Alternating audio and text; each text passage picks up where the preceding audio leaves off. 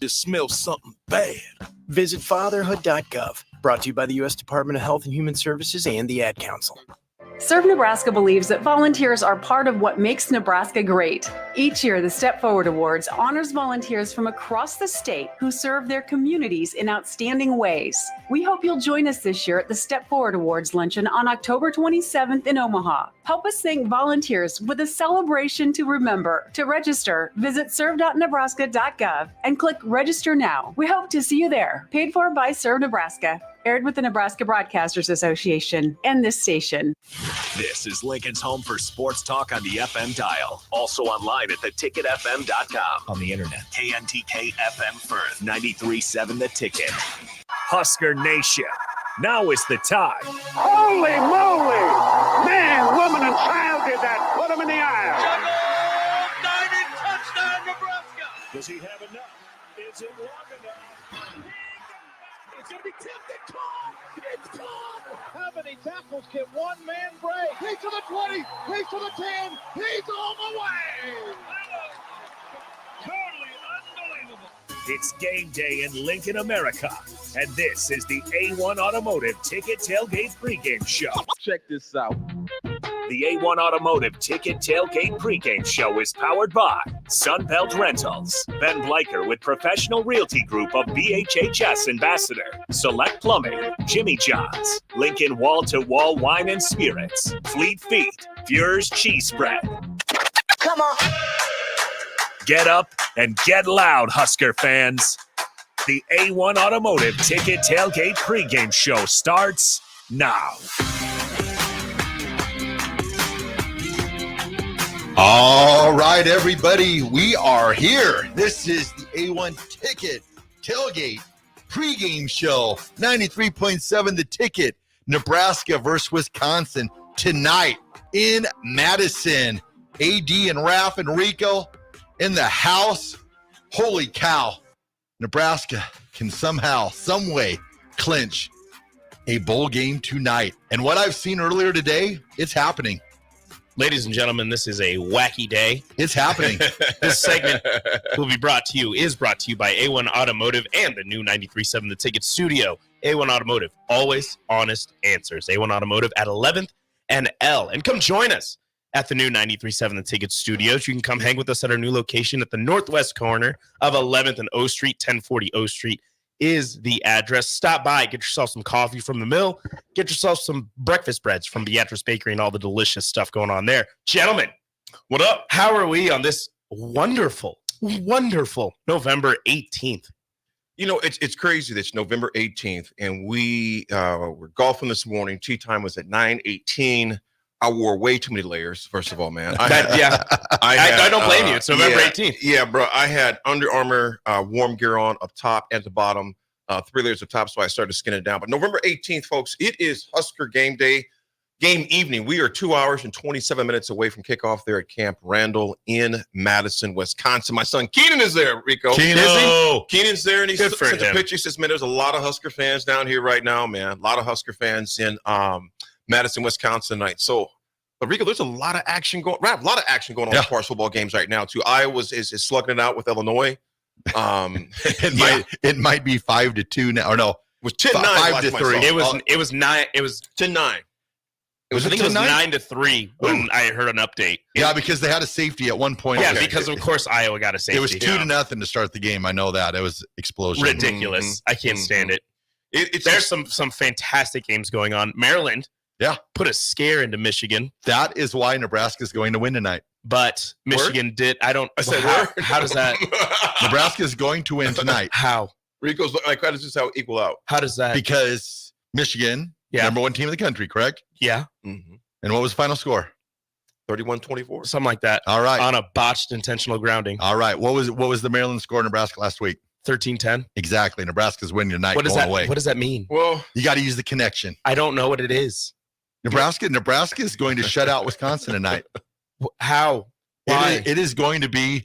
But Raph, hold on, Raph. I want to believe you, Ben. Raph, run me through the math here. The math. It's there. It's there. Honestly, I'm terrible at math. Okay. Yep. But please, how does Maryland putting a scare into Michigan? Yep. and Maryland beating Nebraska constitute Nebraska beating Wisconsin? Nebraska is better than what everyone thinks. Nebraska is going to win tonight. We're going to be bowl eligible. Write it down. So I'm sorry if I'm just not allowing you to speak, AD, but okay. I mean, Michigan's the number one team in the country. Yeah. Mm-hmm. Maryland took them to task. Yes. Maryland beat Nebraska last week. Who should have won that game last week? Maryland. No. They won. They did, but who should have won? Maryland. No. Who should have How won? many times did Nebraska turn the ball over? That's what I'm saying. Forever. I'm saying you turned it over. A lot. That's on you. Too many times. But Nebraska's going to correct that this week. That's what we said. Do we even know who before. the starting quarterback is yet? We don't. No. Is it Chuba time yet? Chubvember. I'm gonna say this, man. With all the craziness that's going on in college football right now, even today, the Michigan game. Here's why I don't relate Michigan, Maryland to Nebraska versus Maryland. Every Saturday is different.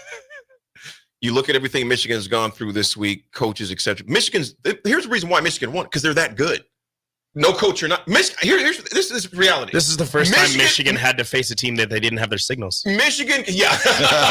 That's why they weren't going like this. That's why it was so close. Michigan could go out there with no coach and they'd be fine. That's the reality against Maryland. It's not knocking Maryland, but it just puts you where it's at. A team like Michigan that's that good, they can have a bad day and still win. Nebraska's nowhere close to that. No.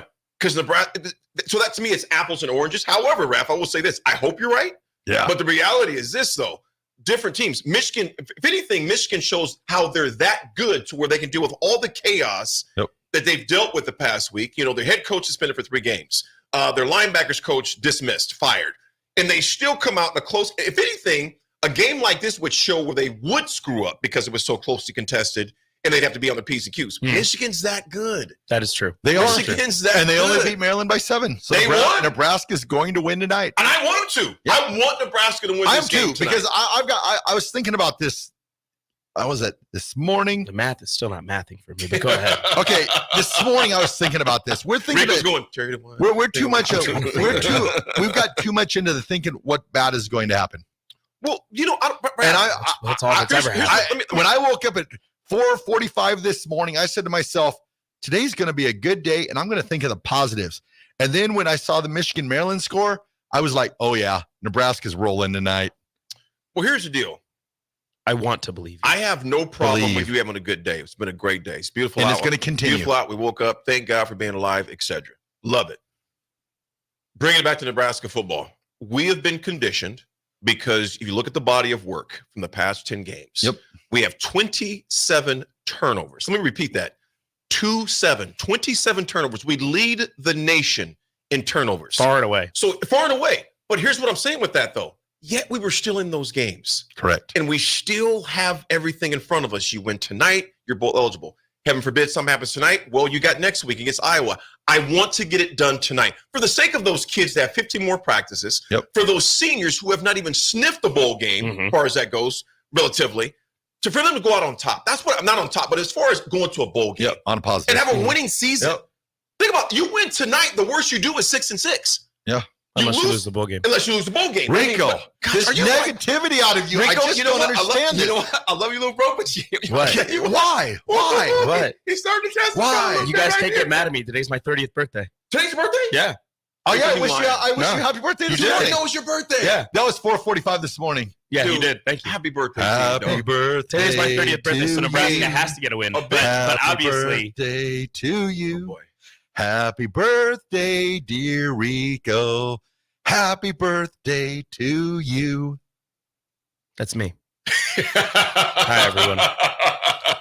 This is the face and voice of a 30-year-old. Rico, you look like you're about 20, though, bro. Thank you. Well, if I shave, I look like I'm 12. Is that some gray in your goatee there? Probably. Nice. This is gray in my hair, too. That's why I put a hat on.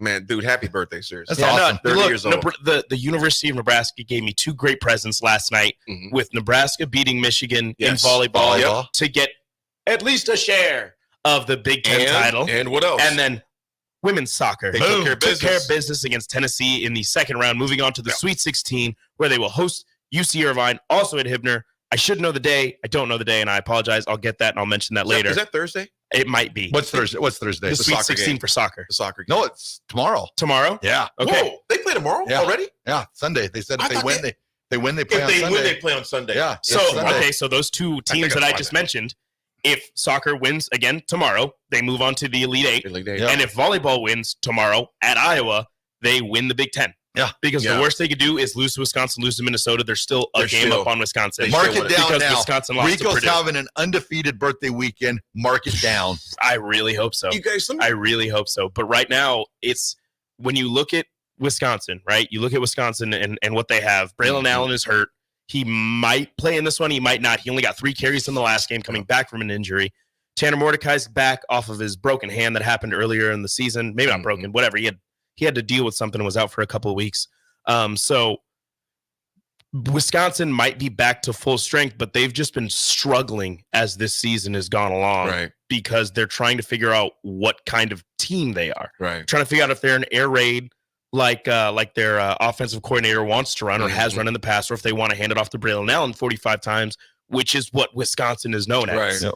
So right now, trying to figure out who they are, they don't know which way to lean, but their defense is still decently strong. Their defense is still strong. Their offense just needs to figure it out. But looking at Tanner Mordecai and what he has been able to do, what he has done in the past, and looking at what Braylon Allen has done, it's going to be scary for Nebraska because this is a team that can run and pass. Nebraska, sure, strong against the run, but they haven't faced a running back like Braylon Allen, except for when they faced Blake Corum, and he lit you up like a Christmas tree. They haven't seen the black shirt yet. They haven't seen a quarterback like Tanner Mordecai outside of maybe, Talia Tungavailoa, but that was a windy day here, and JJ McCarthy, but they only passed like 15 times.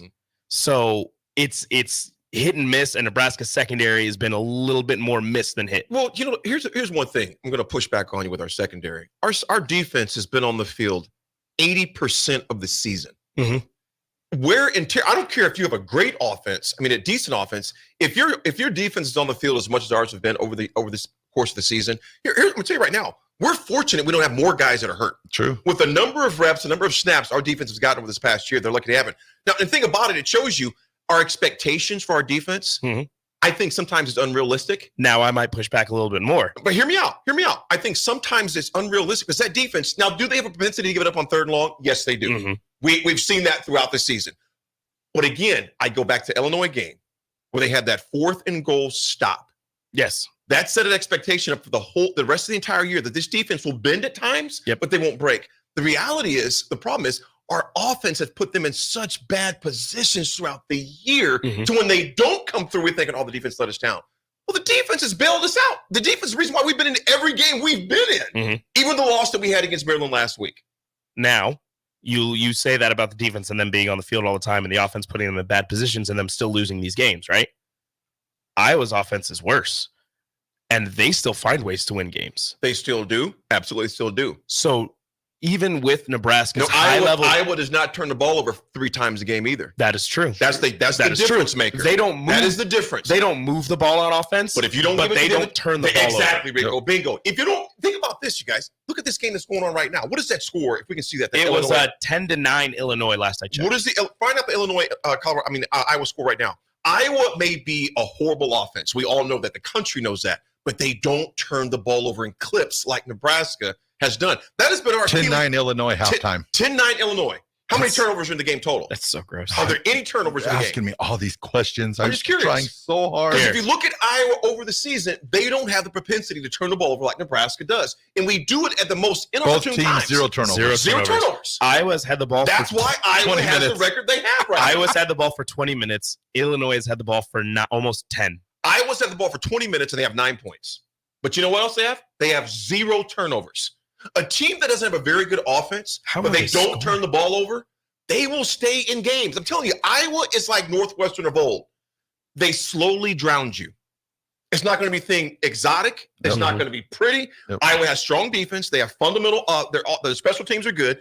Their offense has always been leaving you wanting for more. But they're going to slowly drown you. And if every mistake you make, it's 4th quarter, 3 minutes left, and they're still in the game. Nebraska's up by 26 in basketball. So I'm just telling Rico, that's my thing. Like you mentioned, Iowa has this obviously a lot better record, but they don't turn the ball over, bro. And if Nebraska, so going on that, if Nebraska wants to, well, obviously they want to. If you're the coach, you obviously want to win this game. It's a You must. have a healthy Sims. You have a healthy Luke Longville. You have it. Yeah. That's a name. That's somebody that's on the trip. That's one of the 4 quarterbacks they took. You have an injured Chubba Purdy and an injured Heinrich Harburg, who has won all of the games for you this season. Mm-hmm. Who do you trot out there to start? You have Sims, who has turned the ball over all these times. You have Heinrich, who's gotten you the wins, but has turned the ball over all these times. You have Chubba, who is hurt and is kind of, hit or miss. You're not really sure what you're going to get with Chubba. And then you have Luke Longville, who you have no idea what you're going to get with. Well, they do, but we don't. If I'm the head coach of Nebraska, I'm going with Chubba. I thought that I know that the interception ended not the way they wanted it to, but I thought the 90 yards that got him down into position, I thought he ran the offense smooth. So I want to see more of Chubba and see what he has. I've seen Heinrich. I felt like the last 5 weeks, I felt like he just took such a beating that I don't think that his running is up to, even with the sprained ankle. I don't think his running is where it needs to be at. Mm-hmm. And I don't think he's the passer that Chubba is. Jeff Sims, I mean, the one fumble every 9 plays is it's not there.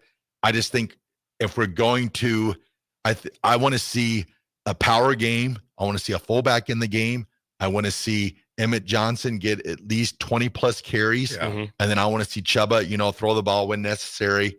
Some short passes, some backs out of the backfield passes. Mm-hmm. Keep things simple for him, not get crazy. And that's what I want to see. I hope Chubba starts, and I think he'll play well, and I think Nebraska wins. Is this the game where you try to, this is going to be weird to say this, out Wisconsin? Yeah. Where they might try to throw the ball all over the yard, and you're just like, look, we're going to hold on to it. Yep. And we're going to run down your throat. On Friday, on yesterday's show, I talked about this. We talked about this. Run the ball. Yep. Running the ball for Nebraska does 2 things. It mitigates turnovers, and it plays that Iowa football, if you would. Yep. You take care of the football, and you're not turned over, and you run the clock, and you control it. Nebraska, first of all, Wisconsin's defense is nothing to write home about. That's the reality. Numbers don't lie. Mm-hmm. It's decent, but it's nothing to write home about. If Nebraska, they have a very porous defense, first of all. Very porous. Yeah. But if you get back there, and we've shown with 3 quarterbacks, we got 4 that'll be on the sidelines this evening, shortly. If you start slinging the ball around Camp Randall, you're inviting catastrophe. Yep. Bottom line, you're inviting it. Give the ball to EJ. Yep. Let him run. Minimum 17 to 20 times. Run the ball. 20 plus. Have we seen Anthony Grant in the past few games? A little bit. He played a little bit against Maryland. He played a little bit. Little salt and pepper. He played a little bit. A little bit. But you think about last week. How many carries did he have last week? 17. 17 carries. He was averaging 4.9 yards a carry. Double it. Exactly. Yeah. Double Why carries. not? Yeah. Give him Why the ball. not? If someone's average you almost 5 yards a pop, and Rico, here's another point. I want you to comment on this, Raph, as well. Nebraska cannot afford to get in 3rd down and 8, 3rd down and 7. 3rd and 5, 3rd and 5 and a half, 3rd and 6. Maybe. If Nebraska gets beyond 3rd and 6 a number of times, it's not going to be a good night. No. In order for Nebraska to mitigate that, when it's 2nd down and 5, 2nd down and 6, run it again. Because if you just got 5 off that clip, why get exotic? Play within the capability of the guys that are out there. 2nd and 8 and 2nd and 7 is not an automatic passing down. No. I like Nebraska's chances more at 3rd and 4, 3rd and 3 than I do at 3rd and 7, 3rd and 8. And what I've seen lately is we run the ball on 1st down, we gain 2 yards, and they're like automatically going to a pass. Right. It's like, run the ball again, get it down to 3rd and 4, 3rd and 3. Do it again. And then what's going to happen too is if you continue to run the ball, I mean, football is a pretty easy sport. If you continue to run the ball, they're going to bring their safeties down. Then when you bring your safeties down, then you have a chance. You're going to have a tight end running a seam that's going to be wide open. Absolutely. And you're going to, but you cannot be predictable. Like if we go 2nd and 8 and we throw the ball at 2nd and 8 all the time, that makes us really predictable. But if we surprise them and start running running when it's 2nd and 7, 2nd and 8, instead of automatically thinking, oh, Nebraska's got to throw the ball now. We're behind we're not. When you're 2nd and 8, you're not behind the chains. Right. And I don't know why we've got to that way of thinking that if we gain 2 yards on 1st down, that's bad. 2 yards on 1st down, that's a positive 2. That's right. You continue to get your positive 2s, your positive 3s. That wears down the defense. But sometimes I think Nebraska, we get impatient and we're like, Yeah. oh, we only gained 3 yards on first down. Nope, time to throw the ball. We the get- next thing I was We third get and 8. impatient to our own demise. Those 3s turn into 6s. Those 6s Yeah. turn into 12s. Those Bingo. 12s turn Be into 30s. patient. Bingo. You know, I'm going to say this, Rico. I want to get your input on this, man. Okay. I want to get your input. If you don't see Purdy, come on, let's play. I'm not even going to play devil's advocate. If you don't see Purdy, who do you want to see coming out there, starting quarterback? I mean, people are going to like this answer, but I want to see Sims. Explain. I think, although the turnovers are hellacious, terrible, his ceiling is probably higher than every other quarterback on Isn't that roster. What's so frustrating? That's the problem. Someone that talented. Because you've seen, I mean, look at him on paper. you've seen some of the throws he I've can said make. it. You've seen some of the throws he can make on the run. You've seen the runs that he can have. It's just holding onto the ball Yeah. and not throwing into triple coverage. Yeah. Which again, that kind of hampers that ceiling. Yeah. But still, he has such a high ceiling where I want to see him. I want him to be good. I want him to have success. He's making it very hard to keep him on the field, to put him back on the field. Yeah. I want to see Sims out there if Harburg and Purdy can't go, just because I don't know what Longville has. I don't know. I don't know. You know, they said so much how they want to have the quarterback run game. Yeah. I don't know if Longville's a runner. I don't know if he's a passer. Yeah. Well, think about his reality is he hasn't played a college snap yet in Nebraska. No. Yeah. You're going to throw him in Camp Randall? Have fun. When You're gonna throw him and jump around. They're playing jump. Yeah. You're gonna throw him and jump around. Yeah. You're gonna throw him. You're gonna throw him at a place. No, you do. You're gonna throw him in a place that you haven't. You've never won as a member of the Big Ten. 0-8 in the Heroes game. And you've lost to this team 9 times in a row. Yeah. There is a trophy in this game that you have never touched. Yeah, 8 years. With that being said, you guys, Cody Green and put him in on the 1 yard line. well, as we wrap this up, Why I'm the going hell to give you guys predictions. We'll start with you, Rick. Which prediction? I have Wisconsin winning 21-10. 21-10. Yeah, it's Nebraska's offense. Until they show me something, I don't see them scoring over 14 points. Mm-hmm. The defense, I think, steps up and probably only allows like 10, 14 points. But I think the offense turns it over, maybe a pick six, a fumble recovery for a touchdown, something crazy like that. 21-10, Rico. Raph, what's your take, man? Well, on Friday, I predicted 18-13, and I said 6 Tristan Alvano field goals. But today when I woke up on a positive, it's Rico's birthday, 18-0, Nebraska. When's the last time Nebraska had a shutout? Tonight.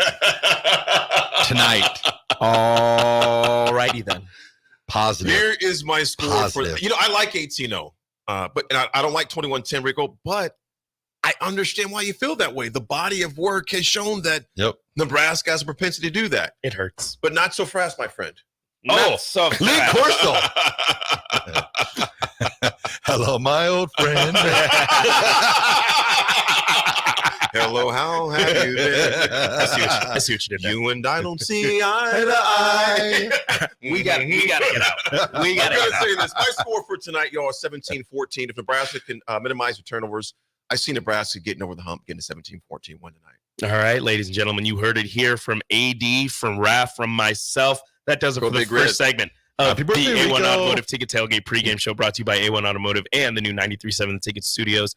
Up next, DP and Mr. Terrell Farley, the black shirt, will join me here in the studio. Go Big Red.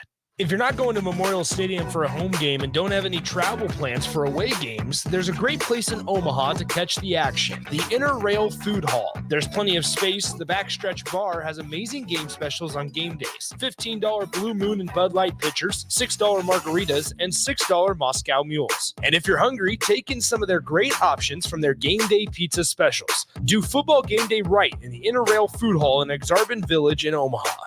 I could write a commercial telling you how great waffle weekends are at the chocolate season. Or I could just have Rico read you the menu. Banana Nutella. Nutella topped Belgian waffle with homemade whipped cream, chocolate chips, and freshly sliced bananas. Baconator. Buttermilk waffle with bacon slices tucked inside, topped with salted whipped butter, caramelized pecans, and pure maple syrup. Waffle weekend brunches at the chocolate season. PB&J. 40th and Old Cheney or online at thechocolateseason.com. Are you looking to upgrade or improve the garage door on your home? This is Cameron Hall of Doors Plus. As At Doors Plus, we guarantee to offer a wide selection of options from 5 leading garage door manufacturers as we deliver a free estimate, exact measurements, and rapid installation with a 3 to 5 week time frame. When you choose Doors Plus for your residential garage door needs, you'll work with our experienced technicians and be ensured that your new door seamlessly complements your home. Give us a call at 402-590-5800 or visit us online at doorsplusllc.com.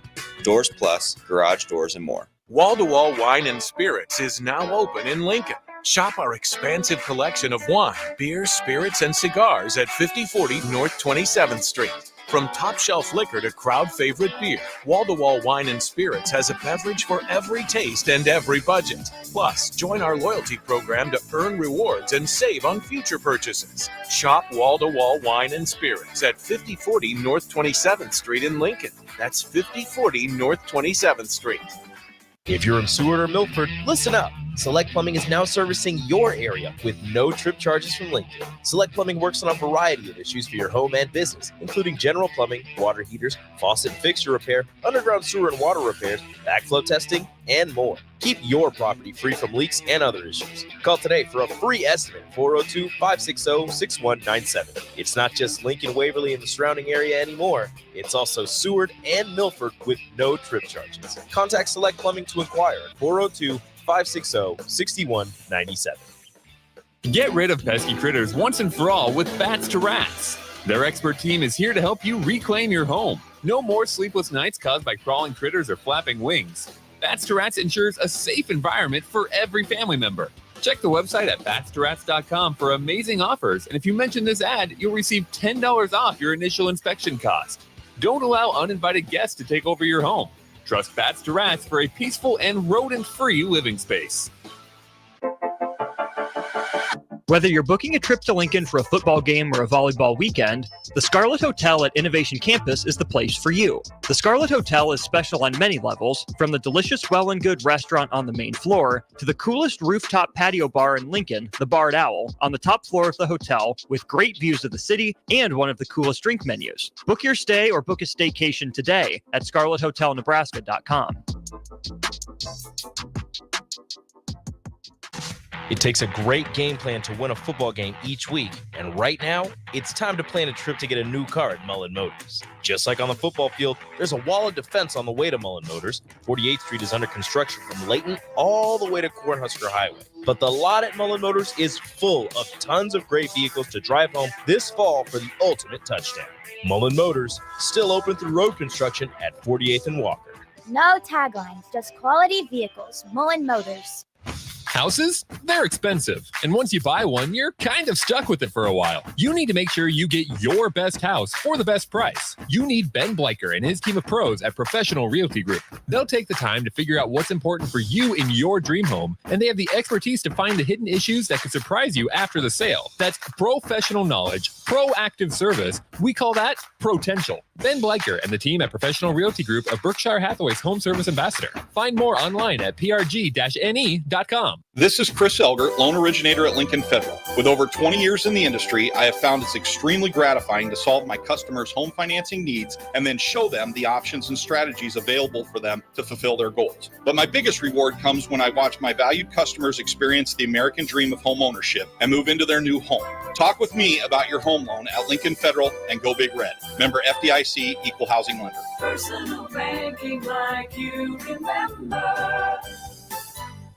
Ready to make this season unforgettable? Celebrate with Liberty First Credit Union's low-rate debt consolidation loan. Combine all those bills into one affordable monthly payment with quick access to funds. Imagine all the extra cash for holiday shopping sprees, festive parties, or that well-deserved vacation. Stop by any of their branches or visit libertyfirstcu.com to find out more about their low-rate debt consolidation loan. Make this holiday season one to remember and celebrate with Liberty First Credit Union, banking with purpose. At Jimmy John's, we don't make sandwiches.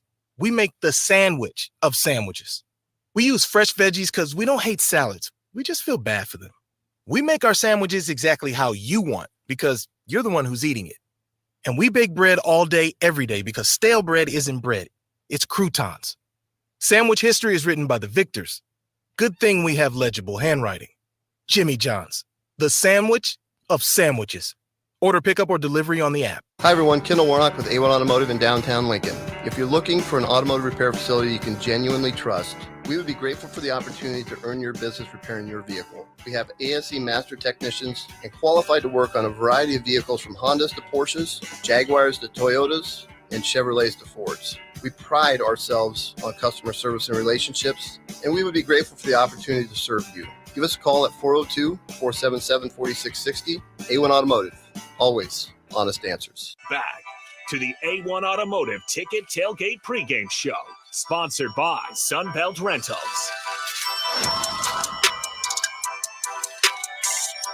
Welcome back to the A1 Automotive Ticket Tailgate Pregame Show, live from the 93.7 The Ticket Studios, 1040 O Street in beautiful Lincoln, Nebraska on this wonderful November the 18th day. Nebraska up in Wisconsin, Madison, to take on the Badgers, both teams vying for bowl game eligibility. This section brought to you by Sunbelt Rentals.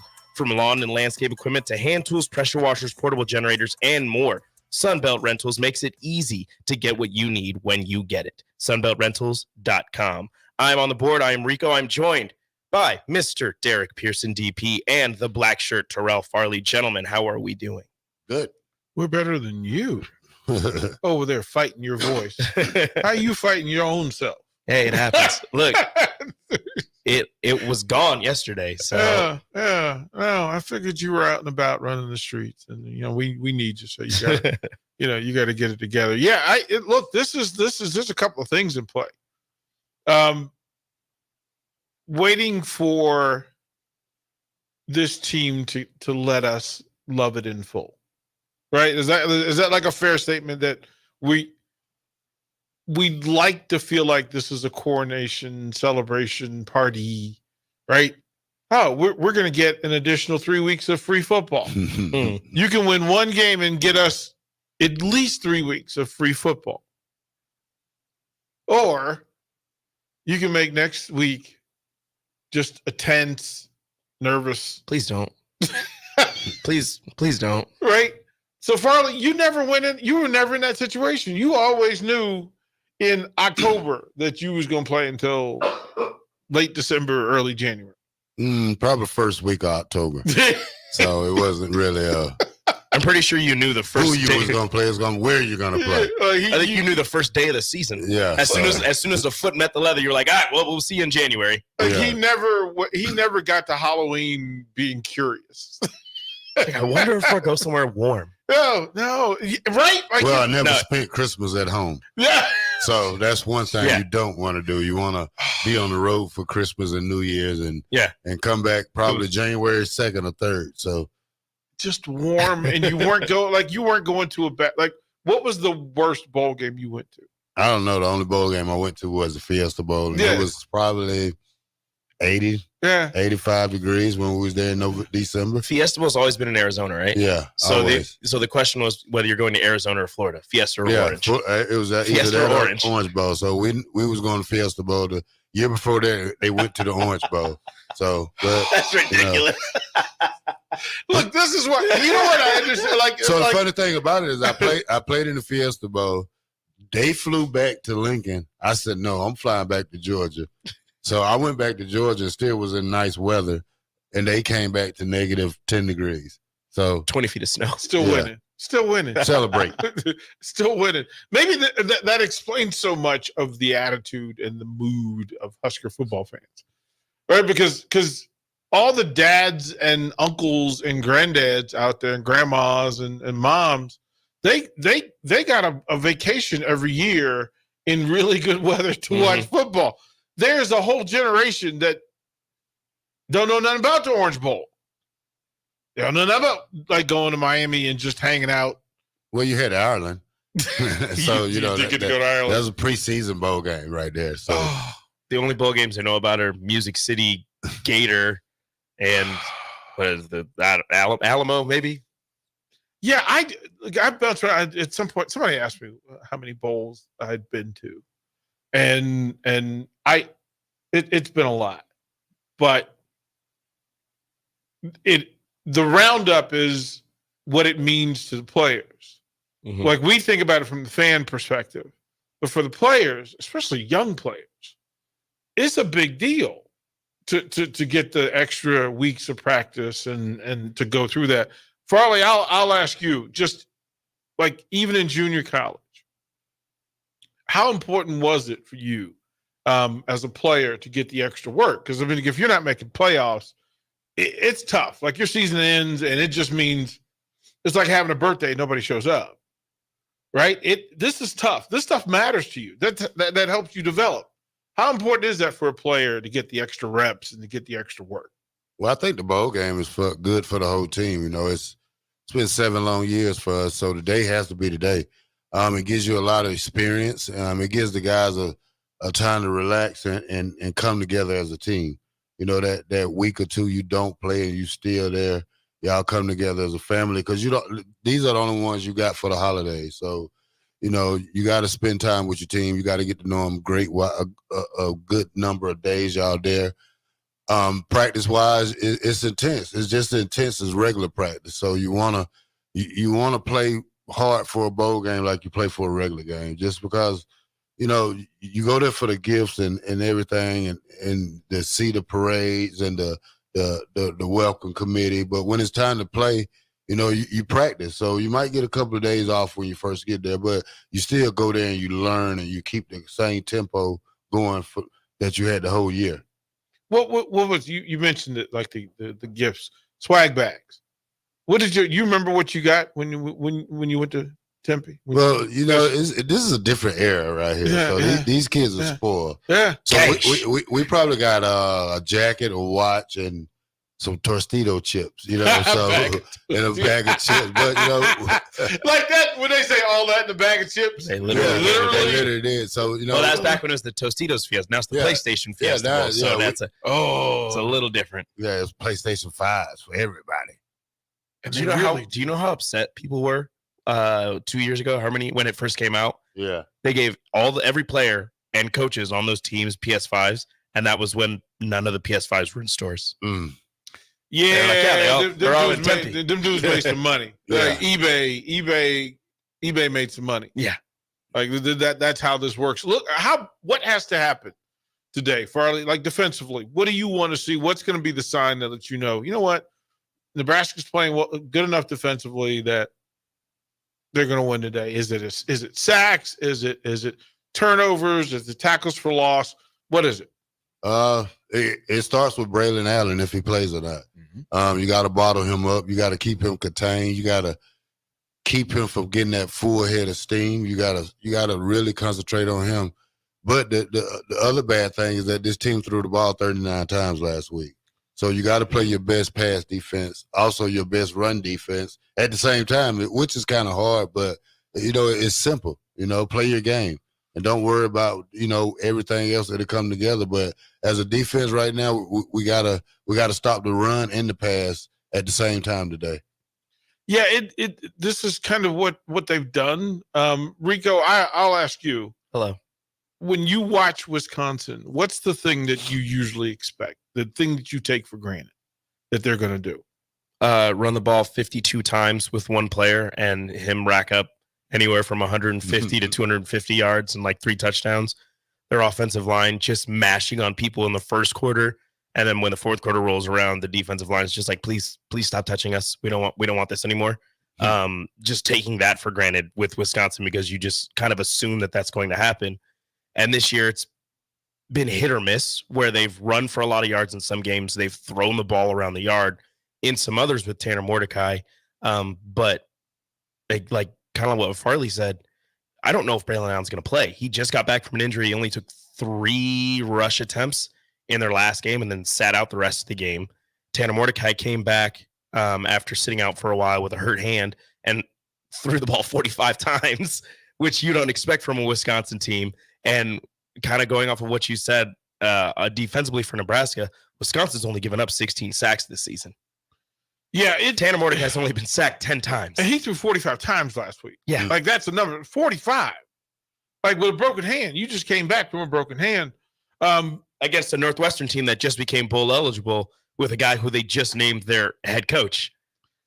Look, there's a way. That's why. See, that's the Northwestern thing. wasn't supposed to win but this 2 games this year. This is what bothers me. There's always a way. right? You make excuses. And I get frustrated being around people who make excuses for not winning football games. Like, there's a way to win football games. Even if you're not the most talented team, there's a way to win football games. So it makes my skin hurt. Like, it makes my skin hurt to go through it. The text says that Harburg and Borkacher are questionable. Braylon Allen is also questionable. So doesn't mean out. It just means that they are not at apex. And, Let's see. And I still, first snap, like they said he was questionable a week ago. Wisconsin did, and he got the first 3 carries. Yeah. But then they realized he wasn't healthy. This isn't that Braylon. Farley, you got to meet Braylon Allen. Describe this dude as a human being for the rest of us mortals. Well, it's like putting Bo Jackson and Herschel Walker together and cloning them too. Kid is absolutely a beast. Body looks like a mega weightlifter. Kind of reminds me of Amon Green when he first came because, he's probably a little bigger than Amon, but Amon was still stout and still had the body of Lee Haney, something like that. Uh-huh. But, that's the thing. If he does start, he might be a decoy. You never know. But if he don't play, then they have other running backs. So you just can't put all your eggs in one basket. So we can't worry about that. He's 6'2", 245, and he wasn't even supposed to play running back when he got to Wisconsin. He walked in. Which is scary, right? We were at St. Elmo's, and he walked up to the table. And my first thought was, that is a defensive end. Like, he didn't look like a tight end. He looked like, it was like, wait a minute. This dude need to be standing next to Julius Peppers. Like, if I remember correctly, he played like running back in high school, but they recruited him as a safety, and then they were going to move him down to linebacker, and then their top 3 running backs got injured that season, so they're like, let's throw him in, and he had like 200 rushing yards in his first game or something like that. Yeah, it's first of all, I mean, it's not fair. like when they talk about, well, life isn't fair. Life is not fair. Yeah. Some people win the genetic lottery. Some people, and then they get the work ethic to go with it. And this is a dude that doesn't mind. From Fond du Lac, Wisconsin. Right. Like, he doesn't mind. This dude doesn't care. No. And they've lost. So if Allen doesn't play, that means running backs 1 and 2 are out. Because they lost Malusi in the second game or something like that. Malusi, so Braylon averaged 5.7 yards a carry, 8 touchdowns, 700 yards. Malusi averaged 6 yards a carry and had 4 touchdowns in 3 games. So now it is Jackson Acker. Actually, he wasn't even the leading rusher last week. Cade Yakimelli. Yeah, Yakimelli. Again, you still have the Wisconsin line. What does Wisconsin do? What do their big guys do, Farley, that makes it tough to play linebacker against them? Are these next level guys, or are these just road grinders? Oh, these are next level guys. Yeah. These are guys that can reach a linebacker good, can seal you off good. Mm-hmm. Probably going to start off on them big guys 1-on-1 to see if they can match up with them. We don't know that yet, but I can guess that they're going to try to open up on the ground. They're going to see if they can rush on us. They're going to see how they can attack this 3-3-5 defense. They're going to see how strong the three linemen can hold up to 5 guys. So it's going to be it's going to depend a lot on linebacker play today. Yeah, this for me. And it's too basic sometimes just to go, okay, listen, we can look at the lines up front and get a pretty good idea about how most games are going to go. This is absolutely one of those games where if Wisconsin and sometimes it, as Farley said, sometimes it's blocking scheme. Mm-hmm. Wisconsin can decide, you know what, we're going to double up on Hutmaker and Robinson, and then see if we can get some one-on-one wins at point of attack against the linebackers, which means Tony White would then say, okay, I need to get more linebackers into the space. We need to fit better. If they're going to grind at point of attack, do you want them to just run the ball 40 times as a linebacker, or would you rather have Wisconsin throw it 45 times? Well, for Wisconsin, I probably want them to throw it 45 times because Now you got to think about how much can your linebackers take. I know you rotate a lot, but, there's still guys who's banged up like Reimer. You don't know if he's 100%. Henrich hasn't been playing well this year. You got Buddha back there. He's young. Now he's got to face the raft of these big linemen that know how to reach and know how to seal and know how to get to you. So now that's the biggest challenge for the linebackers today because you got to keep these big guys off you today. Probably, what would you say if let's say it's Miami and their linemen are getting upfield? What are you saying in the huddle to your defensive lineman? Please help me. Help me, please. Please help me. Keep this guy off me, man. You're killing me. You're killing me. And that's one thing I was lucky to have a great defensive line because I was in space the whole time. I never got reached, but you do sometimes, but you use your technique to play that game and you use your technique to get off of. So this is going to be a lot of hands games tonight and try to, stick and move and try to get around these big linemen. Yeah, I mean, I look at it this way, that if Nebraska plays clean, and I've been asking for it for 5 years now, that clean, like just play clean. And I don't mean perfect.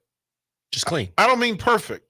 I mean, there are acceptable things that happen in a game, mistakes that happen, because that's the human factor, and we're talking about competition where everything that you do, somebody going to push against you.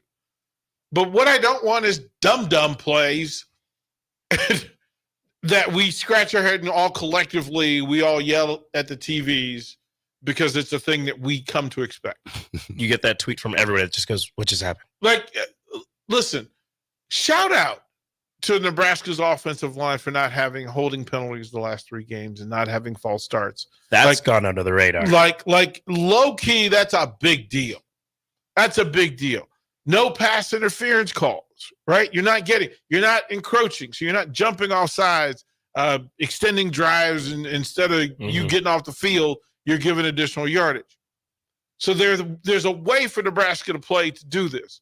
Rico, I'll ask you, what's the number in your mind? What's the number that Nebraska has to score?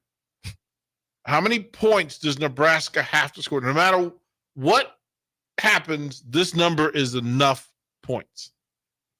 I don't know what Wisconsin does well. I would say 21, probably. They both average 18, 19 points a game. I think 21. You get 3 touchdowns. Like they're both in the same space when it comes to points they put on. Yeah, if you get 3 touchdowns, I would feel good. Because if you get 3 touchdowns, that would mean that your defense puts you in a good position 2 of those times. We can hope. Because you're not driving the length of the field 3 separate times. So Wisconsin averages 22 a game. Nebraska averages 19. I would say 21.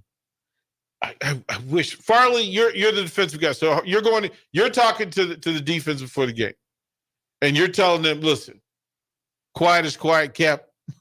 This is how many points this offense going to give us today. This is what we're giving you. This is what we have to hold them to in order for us to win. What's that number? Your regular average, 12, 13 points. You got to hold them to 13. I think if the offense gives you 17, you can hold them to 13. So that's that. You want to go whatever you average. You give me this, I'll give you this. Well, so that's one thing I realized about this. So here, Wisconsin averages 22 a game offensively. Nebraska averages 19. Wisconsin's scoring defense averages 19.6 a game. Nebraska's 18.2. Those are the numbers. That 20. I think 24 points wins today. Wisconsin hasn't scored over 25 since. I'll take the first to 20. Their first first person to 20. Wouldn't that be awesome if they just before the game said, "Tell you what, we're going to do. Here you go. First to 20, we're going to call it." Yeah. Game over. Nobody wants to see this. Well, if you see Iowa, Illinois, it's 10-9. Look, if I bought tickets, I keep telling the story. My first game here was Michigan State in the snow, and it was 9-6. Yeah. And any other circumstance other than terrible weather, like I probably would have left. For whatever reason, you were like, yeah, this is a good place. This is what we're doing. This is the one. It's still 10-9. Illinois over Iowa. 10 minutes left in the third quarter. Who do you? I mean, at halftime, Iowa had the ball for 20 minutes. Illinois had it for 9. and it's still competitive. Like this is like there's a way for really good defensive teams to be competitive and firmly embrace it. That's Nebraska is now. Do you expect? Let's say this. They announce. Okay, so it's not hard. So they announce that it takes time to join it. They announce that Jeff Sims is the starting quarterback. How many points does Nebraska put up? I'll say about 21. Okay. They can't score 21 assists. Okay. But they can also give up like 32.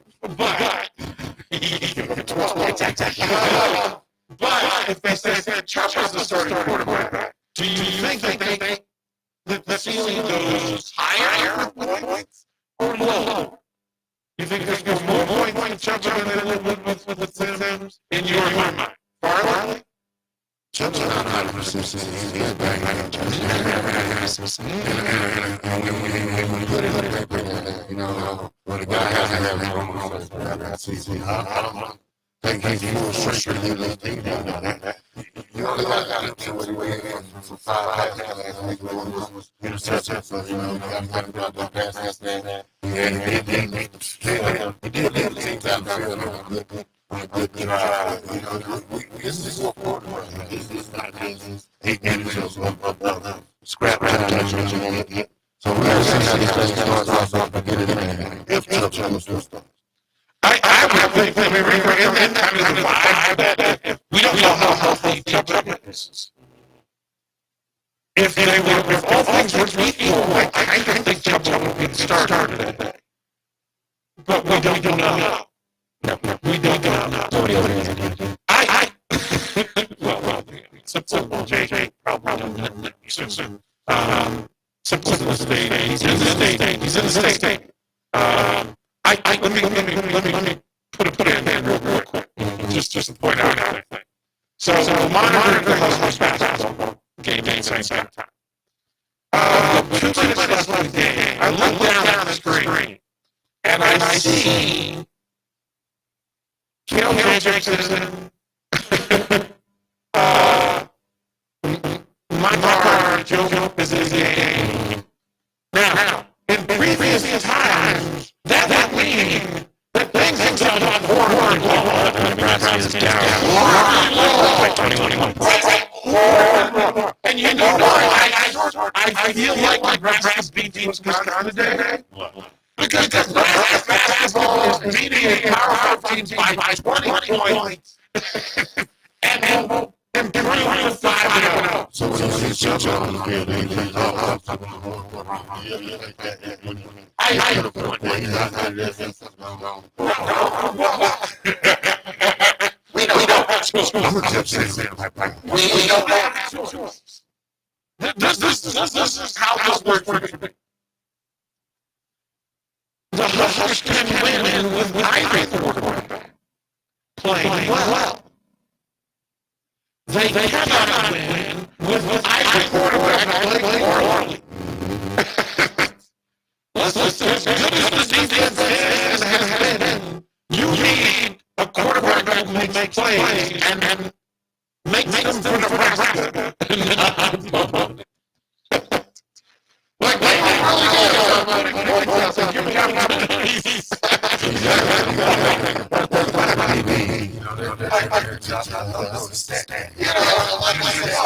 You got to transfer over. We got to roll break points. I'm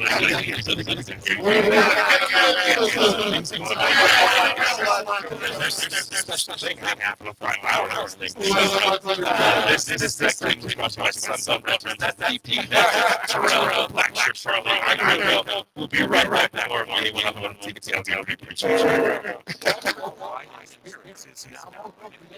Shop expands into wine, beers, spirits, and cigars at 5040 North 27th Street. From top shelf liquor, proud favorite beer, Walla Wine and Spirits has much more every taste as their breakfast budget. Plus, join our loyalty program and earn rewards and save on future purchases. Shop Walla Wine and Spirits at 5040 North 27th Street in Lincoln. That's 5040 North 27th Street.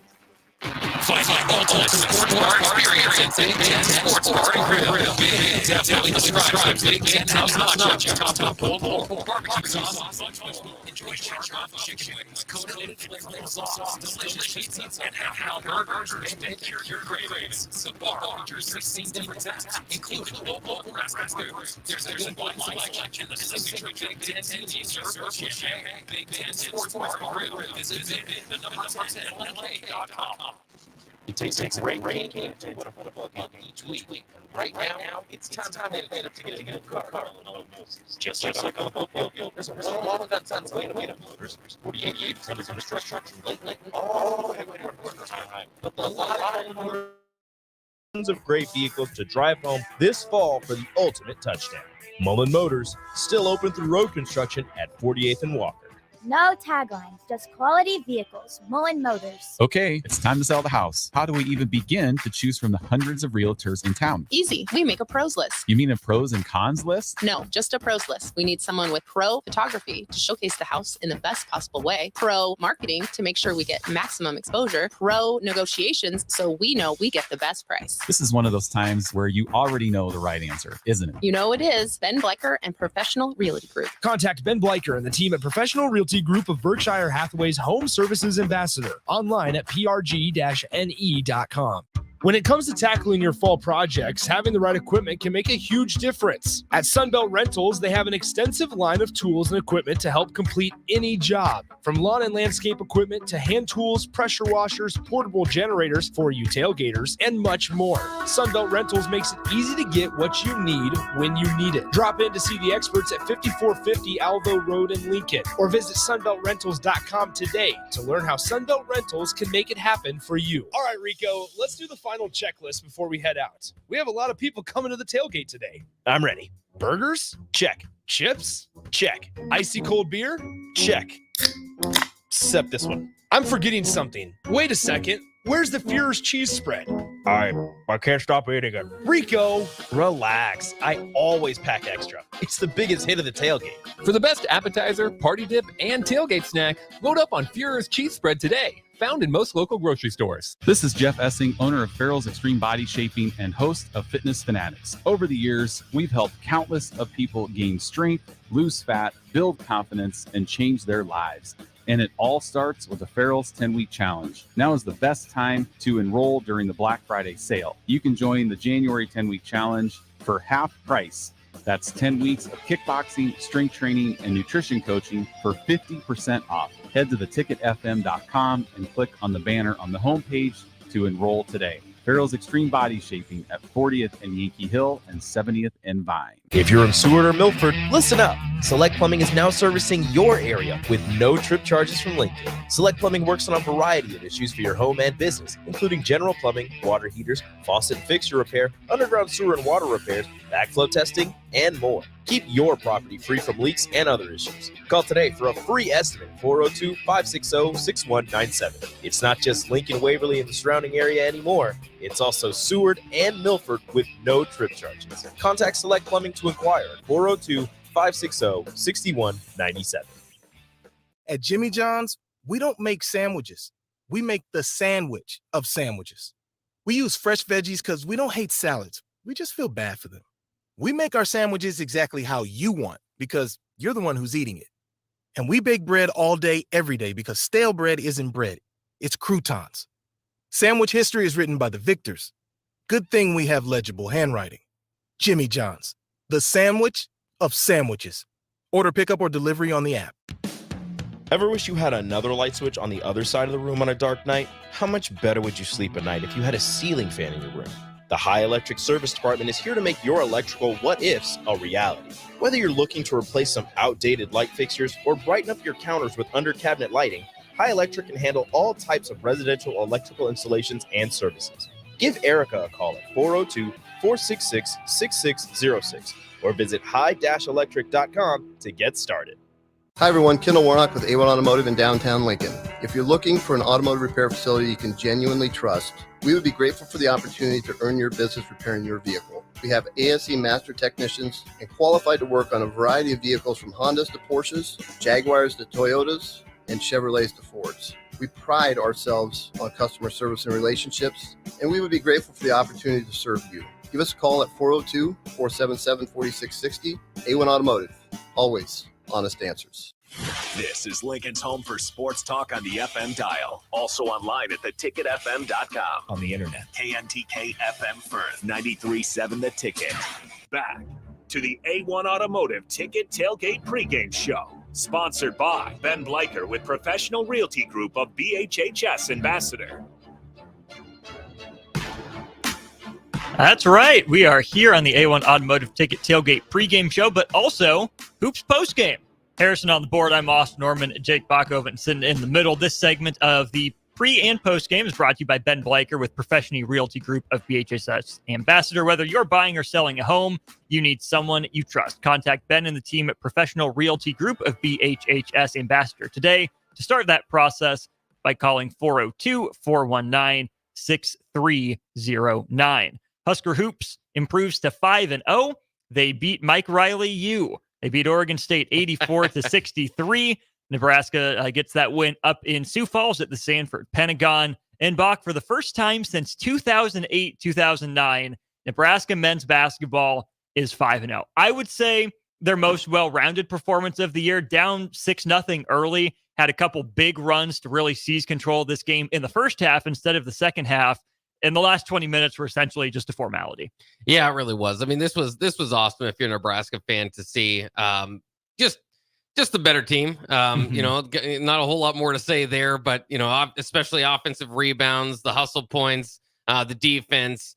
You know, so I mean, there's a lot of positives to take from this game, and one is that Nebraska as a program is just that far ahead of Oregon State. And I'm not sure Oregon State's going to be great. They went to the Elite Eight a few years ago, also won 3 games a few years ago, so they're kind of a tough read, but obviously not great. I was impressed with Pope. I think he probably should have shot the ball a little bit more, and you kind of wondered early on as he got the first 9 points of the game for Oregon State, and they had an early lead, say, oh boy, you know, maybe Nebraska's in for a bit more of a battle here than we expected. But Nebraska very much, especially that first 20 minutes, the best basketball we've seen from them. And, you know, some of the numbers kind of evened out. I mean, they were hitting threes in that first half. They end up 8 of 24 from beyond the arc for 33%, which is just around where they've been, you know, so far this year. But very, very inspiring victory for Nebraska. And I kind of want to know how people feel, too, about these dual game days as we're mixing pre and post game, because this one worked all right because it's well before the Nebraska football game. You can kind of settle in, get back into the college football feel. I remember last year, was it Black Friday where they were playing a tournament game, Dream, the Husker football game? Never do that again. I wrote a long, stern letter to the athletic department that afternoon. Last year's Black Friday featured Husker football, Husker basketball, and Duke basketball all on at the same time. Your boy was occupied. It was a tough scene, much less tough for the Huskers today. Again, they win it by 21 points over Oregon State, led it 44-24 at half. So you think Nebraska's in control the whole time, but they don't take their first lead till just about 7 minutes left. It was a Sam Hoiberg 3-pointer to give Nebraska a 13-11 lead.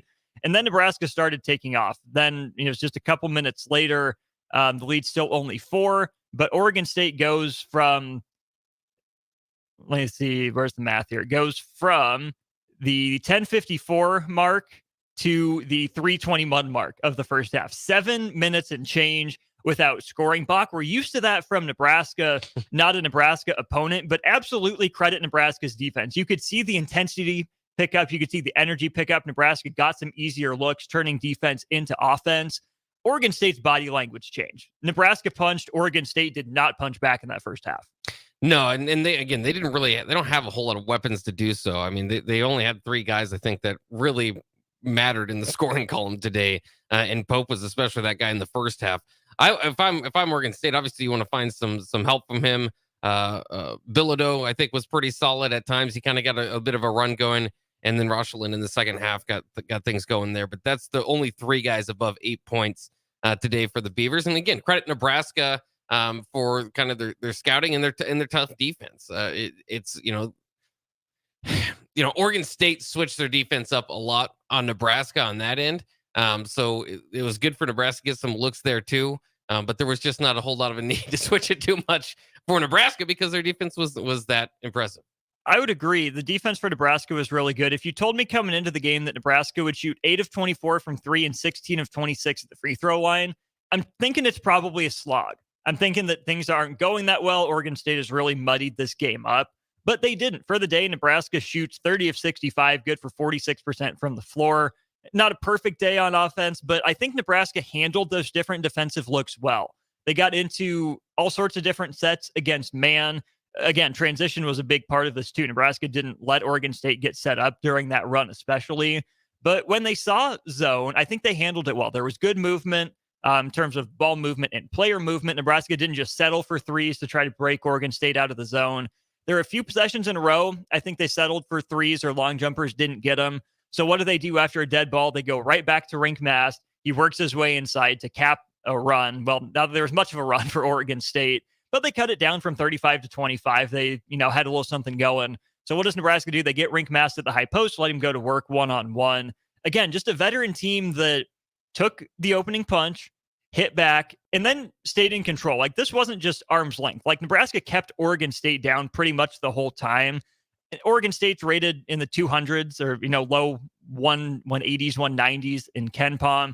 Not a great team. Pope's a baller. Love that guy. But Nebraska was better across the board. They don't always show it when they have a talent advantage. I think Nebraska did a great job of not really letting Oregon State feel like it had a chance in the game for the last 30 minutes. Yeah, and I mean, when you're down that much at half, it's going to feel that way. Largest lead of the game for Nebraska at 31. So, I mean, you got to break it down, give Oregon State a little bit of credit for only losing that second half, by 1 point. Mm-hmm. Not again, like you said, not necessarily concerning on Nebraska's side, because it does kind of feel like a formality when you kind of know you're going to win and you're, maybe trying to stat stuff a little bit. So it's kind of a little bit different than, trying to stick in a game and stay there and play your most competitive ball. But I thought Nebraska also did a decent enough job to do that as well. There were just times here when we talk about individual games where Rick Moss, mismatch. Yeah, Mm-hmm. Absolute mismatch. Bryce Williams, clearly all Bucket. game, very tough to stop. And then Juwan Gary at times. So, I mean, so they were probably the three best guys in the court. That's with respect to Pope, who offensively is good and can get a bucket, but sometimes his effort and his defensive intensity could use a little bit of a spark. But again, when you're down 31 points or something, that might happen here and there. But yeah, I mean, it is interesting to break it down from a larger perspective. Is that once again now you've had 5 games, you've got 5 different leading scorers. This time 12 off the bench for Gary, that wasn't in the lead, but that led the bench in scoring. Mm-hmm. And you're just deep enough, and we talk about the depth of this team, that you've had. I think the bench leader lead you in scoring twice, maybe 3 times this year. I don't think that's necessarily going to go away. Now, again, Oregon State, I don't think you slide them into the category of one of the upper echelon teams in the Pac-12 or middle of the Big Ten or anything like that. So again, it's kind of hard to completely read this, but this is what we call team at Power 5 if you're in football side of things, victory, and it's just encouraging. I think that this isn't just because you're playing non-con opponents that everybody's playing, everybody's getting some minutes in. Like, I think you could get more out of Coleman if he really wanted to, and he's a guy that's not at this point averaging like 4 and 3. I don't have it in front of me, something like that. And today just 1 point, but he passed up a wide open layup to get an open 3 there late. I mean, there's just a few guys that I think if you really had to press him, Lawrence again, only 3 attempts from the floor. You could get some more out of too. So I think there's some encouraging signs there. And then the other thing that's interesting is Tamanaga only took 6 shots from the field. Bryce Williams, 17 attempts, Rink Moss, 12, Gary, 10. And again, those guys particularly kind of had the mismatch going, but it does make you kind of think long-term, as now you've again had 5 games, 5 different leading scorers. You could easily do that in the 6th game with Tamanaga. But I guess the overall question is Tamanaga, who I think going into the year was your obvious choice for leading the team in scoring. He's just had a few games back, but he doesn't necessarily need to be. And just because of his stature in games like this, I don't know if he will go off as much as when you have an obvious mismatch with Rink Moss size or Bryce Williams size. So I'm interested to kind of follow that throughout the year. Is kind of what role does Nebraska need from Tamanaga? Clearly, it's a lot less of a role. It doesn't mean he has to take less of a role, but it's kind of he gets to breathe a little bit as opposed to last year, where like this game was just they could have easily won this game by 20 without him, probably. Oh, absolutely, they could have. And I think there are questions being answered that Nebraska doesn't have to rely on Keisei Tominaga, but to be able to have a breakout game, a huge game from him in your back pocket in case you need it, you know how to use him. You see the types of looks that he can get. I'll throw this out here too, Bach. We mentioned Nebraska 5-0. Right now, first place in the Big Ten. First team in the Big Ten with 5 wins. There you go. When's the last time Nebraska men's basketball was in first place in the Big Ten? I don't know if it's ever happened. Not saying it's something. I'm not saying without it's a Big Ten victory. And first place in the Big Ten is first place in the Big Ten. Nobody turned that down. Let's take a break. Let's wrap up the hoops portion of the post-game, pre-game show when we get back, and then we'll talk some Huskers and Badgers. Harrison on the board. He's Jake Bachov, and I'm Austin Norman. We're rolling right along here before Nebraska and Wisconsin on 93.7 The Ticket. It takes a great game plan to win a football game each week, and right now, it's time to plan a trip to get a new car at Mullen Motors. Just like on the football field, there's a wall of defense on the way to Mullen Motors. 48th Street is under construction from Layton all the way to Cornhusker Highway. But the lot at Mullen Motors is full of tons of great vehicles to drive home this fall for the ultimate touchdown. Mullen Motors, still open through road construction at 48th and Walker. No taglines, just quality vehicles. Mullen Motors. This is Jeff Essing, owner of Farrell's Extreme Body Shaping and host of Fitness Fanatics. Over the years, we've helped countless of people gain strength, lose fat, build confidence, and change their lives. And it all starts with the Farrell's 10-week challenge. Now is the best time to enroll during the Black Friday sale. You can join the January 10-week challenge for half price. That's 10 weeks of kickboxing, strength training, and nutrition coaching for 50% off. Head to theticketfm.com and click on the banner on the homepage to enroll today. Farrell's Extreme Body Shaping at 40th and Yankee Hill and 70th and Vine. If you're in Seward or Milford, listen up. Select Plumbing is now servicing your area with no trip charges from Lincoln. Select Plumbing works on a variety of issues for your home and business, including general plumbing, water heaters, faucet and fixture repair, underground sewer and water repairs, backflow testing, and more. Keep your property free from leaks and other issues. Call today for a free estimate, 402-560-6197. It's not just Lincoln, Waverly, and the surrounding area anymore. It's also Seward and Milford with no trip charges. Contact Select Plumbing to inquire at 402-560-6197. Belmont Chiropractic and Novotny Nutrition and Wellness specialize in getting rid of people's pain quickly and permanently. For 31 years, they've been extremely successful with advanced techniques in pain relief using spinal adjustments and decompression, detoxification, diet and lifestyle modification, and more. They are fully equipped to handle the most seasonal athlete, weekend warrior, car accidents, strains, sprains, and more. Is there anywhere you're experiencing pain on your body, or are you fighting decreased energy and depression? Consult Belmont Chiropractic and Novotny Nutrition and Wellness first at 402-476-8619. It's the best time of the year to order a new John Deere self-propelled windrower from Landmark Implement during the early order program.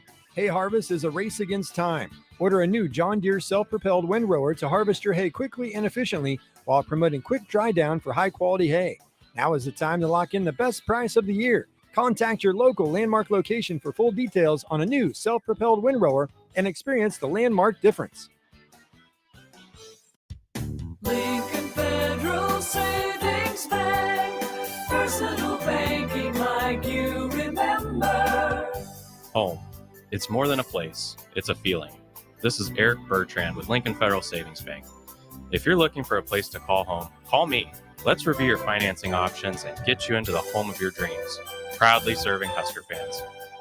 Personal banking like you remember. Member FDIC, Equal Housing Lender. Ready to make this season unforgettable? Celebrate with Liberty First Credit Union's low-rate debt consolidation loan. Combine all those bills into one affordable monthly payment with quick access to funds. Imagine all the extra cash for holiday shopping sprees, festive parties, or that well-deserved vacation. Stop by any of their branches or visit libertyfirstcu.com to find out more about their low-rate debt consolidation loan. Make this holiday season one to remember and celebrate with Liberty First Credit Union, banking with purpose. Winter is fast approaching. Have you winterized your sprinklers yet? If not, get it scheduled as soon as possible with Penner Sprinkler and Lawn before damage occurs that could turn an unfortunate winter into a rough spring ahead for your system. Plus, they are already scheduling installs for sprinkler systems for next year and all other lawn care needs. Call Penner Sprinkler and Lawn today at 402-413-1215. That's 402-413-1215. Penner Sprinkler and Lawn. When it comes to tackling your fall projects, having the right equipment can make a huge difference. At Sunbelt Rentals, they have an extensive line of tools and equipment to help complete any job. From lawn and landscape equipment to hand tools, pressure washers, portable generators for you tailgaters, and much more. Sunbelt Rentals makes it easy to get what you need when you need it. Drop in to see the experts at 5450 Alvo Road in Lincoln, or visit sunbeltrentals.com today to learn how Sunbelt Rentals can make it happen for you. The holidays are right around the corner. This is a great year to give your family and loved ones the gift of shoes to encourage them to stay active. Fleet Feet Lincoln fits you properly for shoes, and they offer a free group that meets 3 days a week, plus other training programs and a walking group on Mondays. Get healthy, stay healthy with proper shoe wear from Fleet Feet Lincoln and a group of friends that will support you and keep you accountable. Start your health adventure at Fleet Feet Lincoln at 77th and Pioneers. Back to the A1 Automotive Ticket Tailgate Pregame Show, sponsored by Select Plumbing. Select Plumbing does sponsor this segment of the A1 Automotive Ticket Tailgate Pregame Show. Select Plumbing is now servicing Seward and Milford in addition to Lincoln, Waverly, and the surrounding area. For any plumbing issues, call Select Plumbing at 402-542-5319. Austin and Bach with you, talking some Husker hoops. Harrison on the sticks, running the board for us. Let's talk wings here, Bach. We've talked a lot of big guys. We've talked a lot of guards. But the wings. Starting wing today, Bryce Williams goes off. 9 of 17 from the floor, 3 of 7 from three, perfect at the free throw line for 25 points. Also adds 3 rebounds, a couple assists, a couple steals, and a block shot for good measure. I don't know if Bryce Williams is going to score 20 a game, but this was the best performance of Bryce Williams' young season by far. Did a lot on offense, did a lot on defense, but didn't force any shots. I think Nebraska force-fed him early on. Bryce Williams found his offense in the flow of the game, some in transition and getting that extra pass. There wasn't a lot put on his shoulders except to finish plays, and Bryce Williams really stepped up in that role. Yeah, and I think he did a big, outside of, I think that mid-range at the end of the second half, or into the first half, which was a good note to end on, which, again, credit the coaching staff, credit Hoiberg for the second consecutive game calling for the final possession of the first half and getting a bucket out of it. But in any case, I don't know if that was the magical of anything drawn up, because Williams just kind of had to find something and got to a spot and made it. But other than that, like you said, it was a lot of kind of finishing at the rim, offensive rebounds. He had 3 of them. It wasn't just the scoring column, which obviously is going to get a lot of credit. It was just, kind of all those things. I know free throws are part of scoring, but he hasn't been perfect from the line there, I don't believe, until this game is 4-4 there tonight. Like I said, those 3 offensive rebounds, got a few assists and steals. When you look at his 3-point attempts, which he had several open ones, which again, Oregon State kind of allowed Nebraska to get to a lot of open 3-point attempts. He was 3 of 7 from beyond the arc, and so he can do that if he can kind of get it going that night. Therefore, his 9 of 17 from the 2-point line would be 6 of 10, and once again, a few of those rebounds, putbacks type of things. So it was a lot of him just being able to get to the rack, throwing it down, getting some dunks. Tried to really throw it down once and didn't quite get that one to go. But he's interesting because I think, as I was kind of talking about in the last segment, is Keisei Tominaga going to be the leading scorer? I think he's the kind of your biggest challenge there. And obviously as teammates, you maybe don't care as much, but to see him come along and try to kind of figure out what his role is on a given night, as opposed to, maybe tonight he just had a mismatch, but I'm interested to see how many attempts he's going to get per game, because 17 is a lot.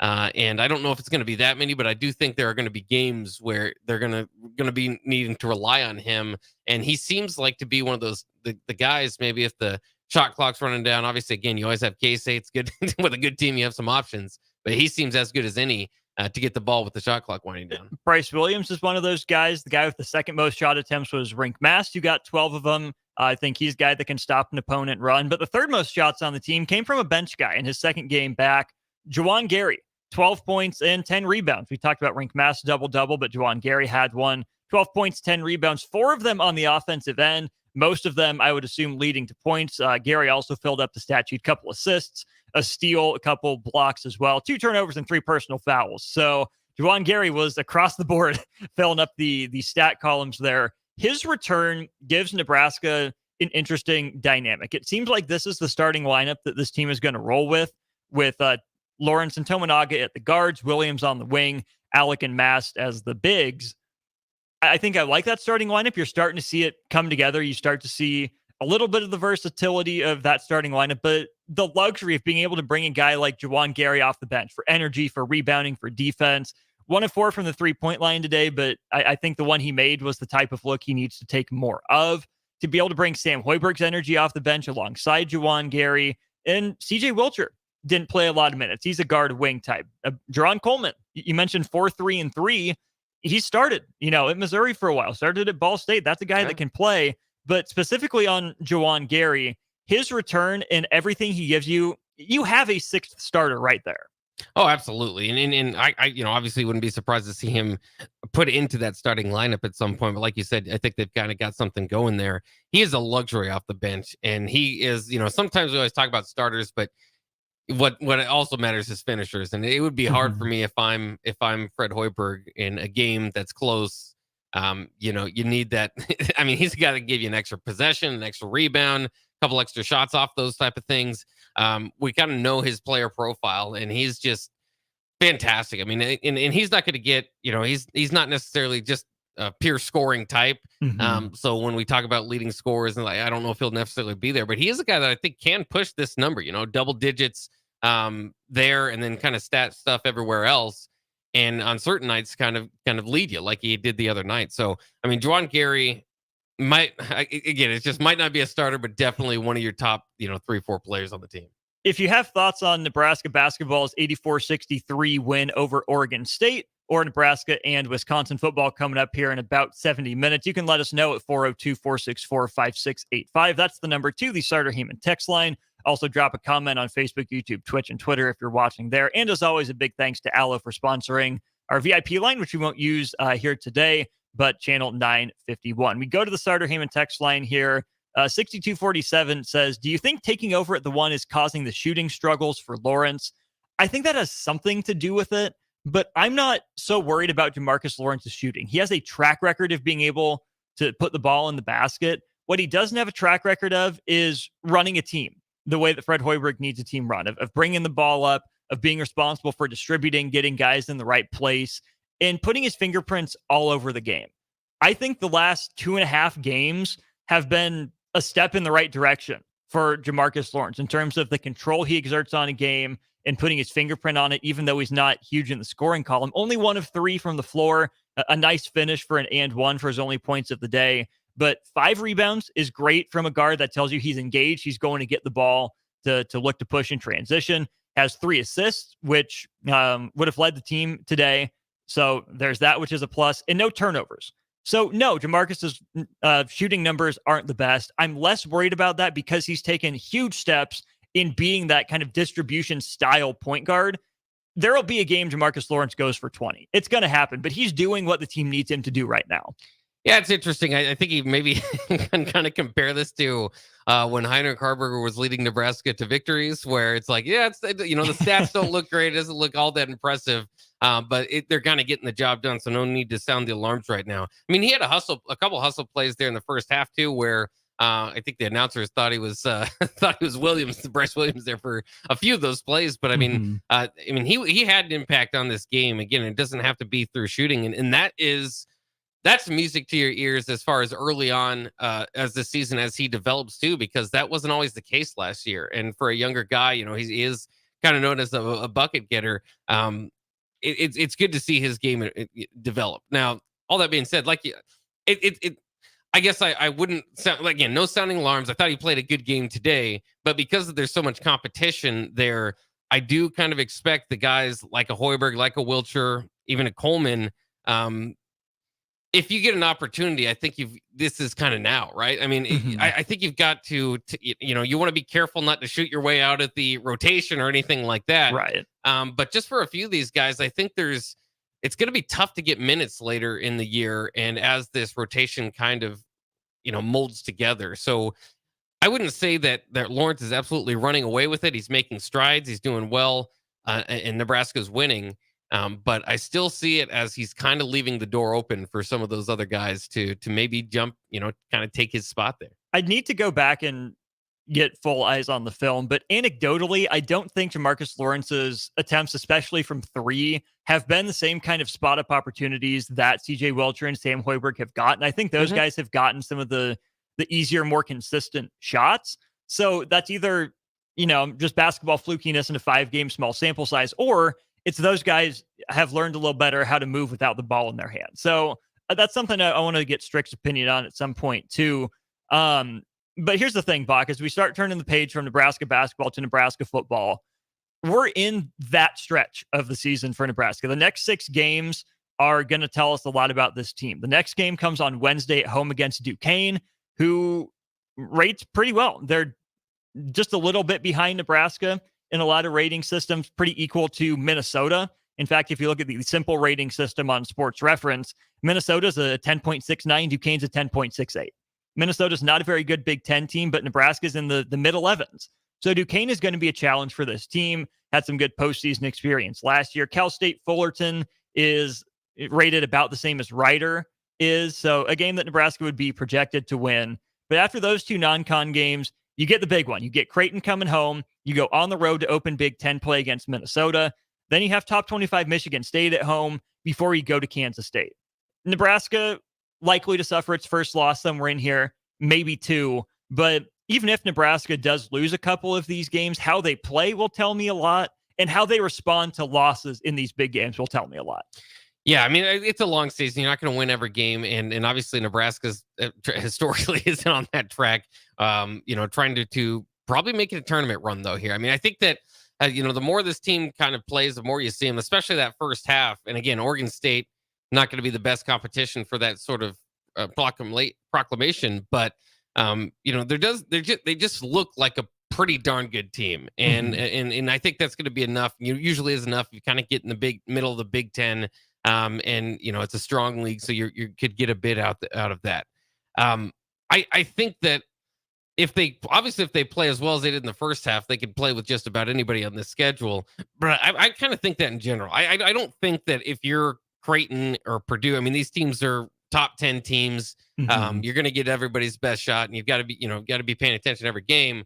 But I don't think you're necessarily going, here's Nebraska. I think you've got to take this team seriously night in, night out. Again, a lot of it's going to be on their shooting, and it's not a complete team, especially when you kind of get into the bigs of the Big Ten. But I'm not going to have too many feelings where you go into a game and think this would just take a lot for Nebraska to get the win. Again, there's going to be those top 10 teams, but those ones I just mentioned, you beat Creighton last year, and you took Purdue to the point of the victory. So, and this team I think is better than last year's team. So I'm just excited about Nebraska basketball and where this thing can go, because I think they're going to have a chance to just about every game. Nebraska 84, Oregon State 63, the final from the Sanford Pentagon up in Sioux Falls. Again, next game is a Wednesday night here back at home for the Huskers. They'll take on Duquesne. If you have any final thoughts on Husker basketball, let us know. But I think we're going to turn the page to football. Nebraska and Wisconsin, just about 60 minutes out from kickoff between the Huskers and the Badgers. We'll step aside and we'll give you 10, 15 minutes from here in the studio on Nebraska, Wisconsin before we send it out on remote to Nick Sainert and Jay Foreman. Harrison on the board, Bach to my right. I'm Austin Norman. More A1 Automotive Ticket Tailgate pregame show comes your way in a moment. Wall-to-Wall Wine and Spirits is now open in Lincoln. Shop our expansive collection of wine, beer, spirits, and cigars at 5040 North 27th Street. From top shelf liquor to crowd favorite beer, Wall-to-Wall Wine and Spirits has a beverage for every taste and every budget. Plus, join our loyalty program to earn rewards and save on future purchases. Shop Wall-to-Wall Wine and Spirits at 5040 North 27th Street in Lincoln. That's 5040 North 27th Street. This is Chris Elgert, loan originator at Lincoln Federal. With over 20 years in the industry, I have found it's extremely gratifying to solve my customers' home financing needs and then show them the options and strategies available for them to fulfill their goals. But my biggest reward comes when I watch my valued customers experience the American dream of home ownership and move into their new home. Talk with me about your home loan at Lincoln Federal and Go Big Red. Member FDIC, Equal Housing Lender. Personal banking like you remember. It takes a great game plan to win a football game each week, and right now, it's time to plan a trip to get a new car at Mullen Motors. Just like on the football field, there's a wall of defense on the way to Mullen Motors. 48th Street is under construction from Layton all the way to Cornhusker Highway. But the lot at Mullen Motors is full of tons of great vehicles to drive home this fall for the ultimate touchdown. Mullen Motors, still open through road construction at 48th and Walker. No taglines, just quality vehicles. Mullen Motors. What do Tom Brady, Peyton Manning, Tiger Woods, and LeBron James have in common? They're all among the best athletes in their sports of all time. And they all do Pilates. Yep, Pilates is not just for women. It helps everyone to bring the muscles of the body into balance and help the mobility and strength in spine and joints. Pilates can help your golf game and anything else you do for fun. Do Pilates, do life. Check out Club Pilates in Lincoln today at 84th and Holdridge. Online at clubpilates.com/Lincoln or at 531-500-1456. It's the holiday season. Time for work parties, friend get-togethers, family gatherings, which means lots of eating. Maybe you think you've perfected your holiday meals, and maybe you have no idea where to even start. Let's fix that right now. No holiday party is complete without Führer's cheese spread. It goes well with any type of cracker, pretzels, apple, chili, vegetables, chips, and of course, it's perfect to pair with wine or beer. Holiday meals aren't complete until Führer's cheese spread is on the table. Find your own container at your nearest local grocery store today. Hi everyone, Kendall Warnock with A1 Automotive in downtown Lincoln. If you're looking for an automotive repair facility you can genuinely trust, we would be grateful for the opportunity to earn your business repairing your vehicle. We have ASE master technicians and qualified to work on a variety of vehicles from Hondas to Porsches, Jaguars to Toyotas, and Chevrolets to Fords. We pride ourselves on customer service and relationships, and we would be grateful for the opportunity to serve you. Give us a call at 402-477-4660. A1 Automotive, always honest answers. Winter is fast approaching. Have you winterized your sprinklers yet? If not, get it scheduled as soon as possible with Penner Sprinkler and Lawn before damage occurs that could turn an unfortunate winter into a rough spring ahead for your system. Plus, they are already scheduling installs for sprinkler systems for next year and all other lawn care needs. Call Penner Sprinkler and Lawn today at 402-413-1215. That's 402-413-1215. Penner Sprinkler and Lawn. Belmont Chiropractic and Novotny Nutrition and Wellness specialize in getting rid of people's pain quickly and permanently. For 31 years, they've been extremely successful with advanced techniques in pain relief using spinal adjustments and decompression, detoxification, diet and lifestyle modification, and more. They are fully equipped to handle the most seasonal athlete, weekend warrior, car accidents, strains, sprains, and more. Is there anywhere you're experiencing pain on your body, or are you fighting decreased energy and depression? Consult Belmont Chiropractic and Novotny Nutrition and Wellness first at 402-476-8619. When it comes to tackling your fall projects, having the right equipment can make a huge difference. At Sunbelt Rentals, they have an extensive line of tools and equipment to help complete any job. From lawn and landscape equipment to hand tools, pressure washers, portable generators for you tailgaters, and much more. Sunbelt Rentals makes it easy to get what you need when you need it. Drop in to see the experts at 5450 Alvo Road in Lincoln, or visit sunbeltrentals.com today to learn how Sunbelt Rentals can make it happen for you. If you're in Seward or Milford, listen up. Select Plumbing is now servicing your area with no trip charges from Lincoln. Select Plumbing works on a variety of issues for your home and business, including general plumbing, water heaters, faucet and fixture repair, underground sewer and water repairs, backflow testing, and more. Keep your property free from leaks and other issues. Call today for a free estimate, 402-560-6197. It's not just Lincoln, Waverly, and the surrounding area anymore. It's also Seward and Milford with no trip charges. Contact Select Plumbing to inquire at 402-560-6197. Back to the A1 Automotive Ticket Tailgate Pregame Show, sponsored by Jimmy John's.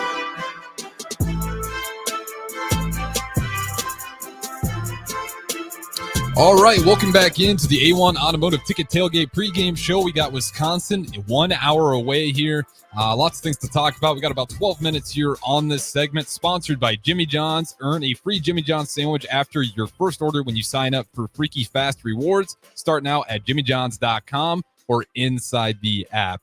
So right now, heading into this game, it's interesting because you look at Wisconsin. And their atmosphere is a little different. For whatever reason, the vibe around Wisconsin feels a little more dire. And you look at Nebraska, taking it a little more day by day approach. Maybe you're seeing that culture really come to fruition. But it's interesting because both teams heading into this game, it feels like it's going to be a 50-50 battle. They both have pretty obvious, weak spots on the offensive side of the ball. Defense, two of the better defenses in the Big Ten, two teams that are going to rely on the run game to get them their yards, to keep them in momentum. Both teams going to try to stay away from the pass game as much as they can. There's a lot of similarities heading into this game. And for me, obviously big question, who's the quarterback for Nebraska? Who do we feel most comfortable? Who do we think can sustain the drives? Do we want to see Emmett Johnson 20 plus carries this game? I'd imagine the answer is yes for a lot of people on that one. But we're just going to, it's turnovers again. It's crazy. I feel like we talk about it every week, but I think for really both teams here, because you look at Nebraska, with the Allen, maybe not going to be fully healthy quite yet, but he's going to have to go against, number one team in the Big Ten for stopping the run. We haven't allowed a touchdown through the run game in 5 games in a row now for Nebraska. So this is a game where it's just going to be two teams going up against their worst nightmare on the defensive side of the ball. But luckily, no teams really have a whole lot of offense heading into it either. What are your guys' thoughts kind of heading into this one? Well, I am kind of interested. Nebraska's defense has been fantastic this year, but it hasn't been tested all that much through the air. And we saw it last week against Maryland where they did pretty well, but there's a few plays that broke their back and ended up losing the game. And again, it's not the defense didn't necessarily lose the game, but on plays they did.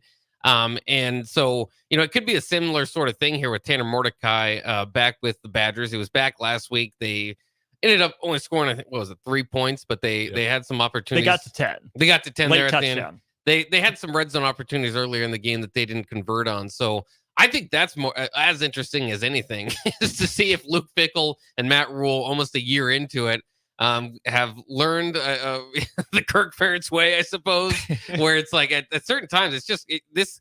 I don't want Nebraska, and this game easily could come down to the similar sort of thing that we saw against Minnesota or Iowa, where you lose by 3 and you had 2 opportunities, 2 or 3 opportunities to get 3 and you went for it, or, you threw the ball in the end zone and got picked off or something. I want to see development in the coaching mindset there too, which it can be kind of frustrating. And obviously, it's not the whole let's go for the win type of approach. But I think it can lead to more wins, especially just it self-identify. You know who you are at this point in the season. Wisconsin does, Nebraska does. Both of them struggle to score 20. So, it's better to get 7 than 3, but it's a lot better to get 3 than nothing. Absolutely, it is. I think Wisconsin's game plan is going to be to test Nebraska through the air. We haven't seen Nebraska get consistent pressure on the quarterback for a while. I think Wisconsin isn't as explosive as Maryland in the past game. I don't think they'll hurt you with as many big plays over the top. I think they're going to look to be more a quick passing game. I don't think they have the dudes to go deep consistently. And if Nebraska is going to play off coverage, if Nebraska is not going to be able to explode out of its break at the cornerback position, Wisconsin's just going to pick them apart up and down the field, especially with Braylon Allen questionable on the availability report. He's playing. He'll be around in some capacity. But just how much, we'll see. 3 carries for 3 yards and a catch for 8 last week against Northwestern. We know what he can do if he's any healthier. So you still got to watch out for him. You can't write him off. But I do think Nebraska's run defense as a team is better equipped to stop Braylon Allen than it has been in years past. So I wouldn't be surprised to see Wisconsin go, recent Purdue on this one. Get some of the quick passing games. Go to Will Pauling, who had a really good game last week. Bryson Green, the Oklahoma State transfer, has had some moments for them as well.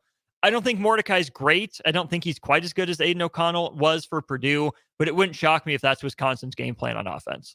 Yeah, it's going to be, it's definitely a possibility for Wisconsin. I think it's going to be one of those things where I'd be honest, I'd be a little surprised if they start, airing it out early on. I think maybe they try to commit to the run and then catch us sleeping. But obviously if they get forced in those 3rd and longs, it'd be interesting because that is one thing about Nebraska's defense. They have been amazing all season, but they've given up a lot of 3rd and longs. For whatever reason, that's been a challenge for them. So that could be a thing to look out for. If that defense is playing great, getting them on 3rd and longs, can we do that? Keep them off the field? Because if they do kind of lean into that Wisconsin game and they get the lead, don't necessarily have to air it out. This is an offense that's definitely going to have to take its opportunities. One of the better defenses we're going to have to play this year. And we don't have a whole lot of time here. So I just want to go ahead and get to the question. at the quarterback room. And you guys can always join in 402-464-5685. Starter Heyman text line. Always feel free to join the show. But obviously, health is pretty much a big question for everyone but Sims in the quarterback room.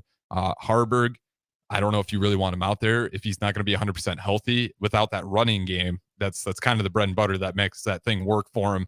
Chuba Purdy, obviously, he's kind of had the lingering injury for a while now, but he looked all right last week. It's always kind of a question to me, figure out how he kept getting that thing hurt. But, he's to me a guy that's got legs too. He showed it a few times scrambling, even though if he was just throwing it away, avoiding the sack. I wouldn't think if Purdy's in there, you'd have to switch up your offensive game plan that much, maybe simplify it a little more, but he's still got the legs to kind of make some runs, not like Sims, maybe not as strong as Harburg, but definitely not, just a stick in the mud back there. He can move a little bit. So for me, I think, if you're not totally sold on Harburg's health, you might have to go ahead with Purdy.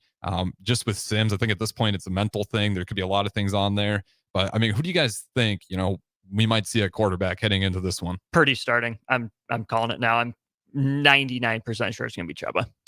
I would go that way if I were Coach Rule, just because you should give him a chance. If you say that and he said it before, that he's right there with Harburg, and when they decided to make the decision, the injury obviously held him back. He said before the season you can win Big Ten games with Chuba Purdy. Well, I mean, your other options had their opportunities, and they're, and Harburg's been playing beat up. He hasn't been running with as much aggressiveness, probably because he's been beat up over the last couple of weeks. Your offensive line is playing pretty darn well. I know he said it was the best performance they had. Part of that is just avoiding mistakes. They're not, Nebraska only had one penalty the last two games. In the offensive line, I remember a couple of years ago against Oklahoma, every offensive lineman had a penalty on a drive. So, that sort of thing. Again, that's why I think if you have the right game plan put in place, and there are other options like with Purdy, I'd love to see some rollouts, but I'm not expecting it anymore because we've been saying that all year long with running quarterbacks. You don't get too much of them. You like to see some underneath routes, like to see some screens. I just don't know if that, apparently that's just not in the offense too much. So I'm not expecting anything too much to change with Purdy starting. But hopefully just the idea that this is your third quarterback, your other two are so turnover prone.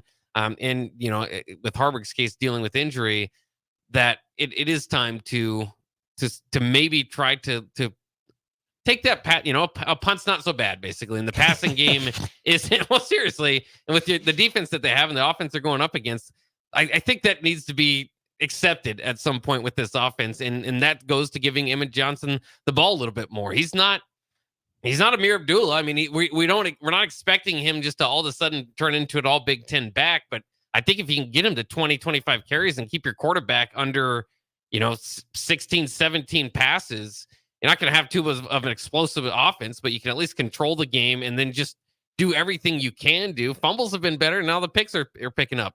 Just do everything you can do not to get those back-breaking turnovers. Yeah, absolutely. They should go from the scoring of explosion to a punt's not so bad, but hey, that's just how it's been these past few years. And yeah, again, you can only dive into it so much. It's turnovers, and it might even be option D on quarterbacks. It might be Harburg, then a little bit of Purdy. Sims might be the surprising one for me. I know, he's maybe still the highest ceiling guy, but you just can't keep him out there based on the turnovers. But it's going to be interesting nonetheless. We're going to go ahead and have to wrap up this one right here, though. But up next, we will go ahead and throw it to Nick and Jay. They will be remote, so definitely be sure to check that one out. Stay around. Kickoff in just about 50 minutes here. So definitely don't go anymore. More A1 Automotive Ticket Pregame up next. Wall-to-Wall Wine and Spirits is now open in Lincoln. Shop our expansive collection of wine, beers, spirits, and cigars at 5040 North 27th Street. From top shelf liquor to crowd favorite beer, Wall-to-Wall Wine and Spirits has a beverage for every taste and every budget. Plus, join our loyalty program to earn rewards and save on future purchases. Shop Wall-to-Wall Wine and Spirits at 5040 North 27th Street in Lincoln. That's 5040 North 27th Street. All right, Rico, let's do the final checklist before we head out. We have a lot of people coming to the tailgate today. I'm ready. Burgers? Check. Chips? Check. Icy cold beer? Check. Except this one. I'm forgetting something. Wait a second. Where's the Führer's cheese spread? I can't stop eating it. Rico, relax. I always pack extra. It's the biggest hit of the tailgate. For the best appetizer, party dip, and tailgate snack, load up on Führer's cheese spread today. Found in most local grocery stores. Houses? They're expensive. And once you buy one, you're kind of stuck with it for a while. You need to make sure you get your best house for the best price. You need Ben Bleicher and his team of pros at Professional Realty Group. They'll take the time to figure out what's important for you in your dream home, and they have the expertise to find the hidden issues that could surprise you after the sale. That's professional knowledge, proactive service. We call that potential. Ben Bleicher and the team at Professional Realty Group of Berkshire Hathaway's Home Service Ambassador. Find more online at prg-ne.com. If you're not going to Memorial Stadium for a home game and don't have any travel plans for away games, there's a great place in Omaha to catch the action, the Inner Rail Food Hall. There's plenty of space. The Backstretch Bar has amazing game specials on game days. $15 Blue Moon and Bud Light pitchers, $6 margaritas, and $6 Moscow mules. And if you're hungry, take in some of their great options from their game day pizza specials. Do football game day right in the Inner Rail Food Hall in Exarban Village in Omaha. It takes a great game plan to win a football game each week, and right now, it's time to plan a trip to get a new car at Mullen Motors. Just like on the football field, there's a wall of defense on the way to Mullen Motors. 48th Street is under construction from Layton all the way to Cornhusker Highway. But the lot at Mullen Motors is full of tons of great vehicles to drive home this fall for the ultimate touchdown. Mullen Motors, still open through road construction at 48th and Walker. No taglines, just quality vehicles. Mullen Motors. Get rid of pesky critters once and for all with Bats to Rats. Their expert team is here to help you reclaim your home. No more sleepless nights caused by crawling critters or flapping wings. Bats to Rats ensures a safe environment for every family member. Check the website at batstoRats.com for amazing offers, and if you mention this ad, you'll receive $10 off your initial inspection cost. Don't allow uninvited guests to take over your home. Trust Bats to Rats for a peaceful and rodent-free living space. Belmont Chiropractic and Novotny Nutrition and Wellness specialize in getting rid of people's pain quickly and permanently.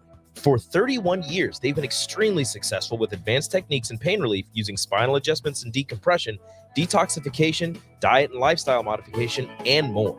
They are fully equipped to handle the most seasonal athlete, weekend warrior, car accidents, strains, sprains, and more. Is there anywhere you're experiencing pain on your body, or are you fighting decreased energy and depression? Consult Belmont Chiropractic and Novotny Nutrition and Wellness first at 402-476-8619. Hi everyone, Kendall Warnock with A1 Automotive in downtown Lincoln. If you're looking for an automotive repair facility you can genuinely trust, we would be grateful for the opportunity to earn your business repairing your vehicle. We have ASE master technicians and qualified to work on a variety of vehicles from Hondas to Porsches, Jaguars to Toyotas, and Chevrolets to Fords. We pride ourselves on customer service and relationships, and we would be grateful for the opportunity to serve you. Give us a call at 402-477-4660. A1 Automotive, always honest answers. This is Jeff Essing, owner of Farrell's Extreme Body Shaping and host of Fitness Fanatics. Over the years, we've helped countless of people gain strength, lose fat, build confidence, and change their lives. And it all starts with the Farrell's 10-week challenge. Now is the best time to enroll during the Black Friday sale. You can join the January 10-week challenge for half price. That's 10 weeks of kickboxing, strength training, and nutrition coaching for 50% off. Head to theticketfm.com and click on the banner on the homepage to enroll today. Farrell's Extreme Body Shaping at 40th and Yankee Hill and 70th and Vine. The holidays are right around the corner. This is a great year to give your family and loved ones the gift of shoes to encourage them to stay active. Fleet Feet Lincoln fits you properly for shoes, and they offer a free group that meets 3 days a week, plus other training programs and a walking group on Mondays. Get healthy, stay healthy with proper shoe wear from Fleet Feet Lincoln and a group of friends that will support you and keep you accountable. Start your health adventure at Fleet Feet Lincoln at 77th and Pioneers. When it comes to tackling your fall projects, having the right equipment can make a huge difference. At Sunbelt Rentals, they have an extensive line of tools and equipment to help complete any job. From lawn and landscape equipment to hand tools, pressure washers, portable generators for you tailgaters, and much more. Sunbelt Rentals makes it easy to get what you need when you need it. Drop in to see the experts at 5450 Alvo Road in Lincoln, or visit sunbeltrentals.com today to learn how Sunbelt Rentals can make it happen for you. Back to the A1 Automotive Ticket Tailgate Pregame Show, sponsored by Lincoln Wall to Wall Wine and Spirits.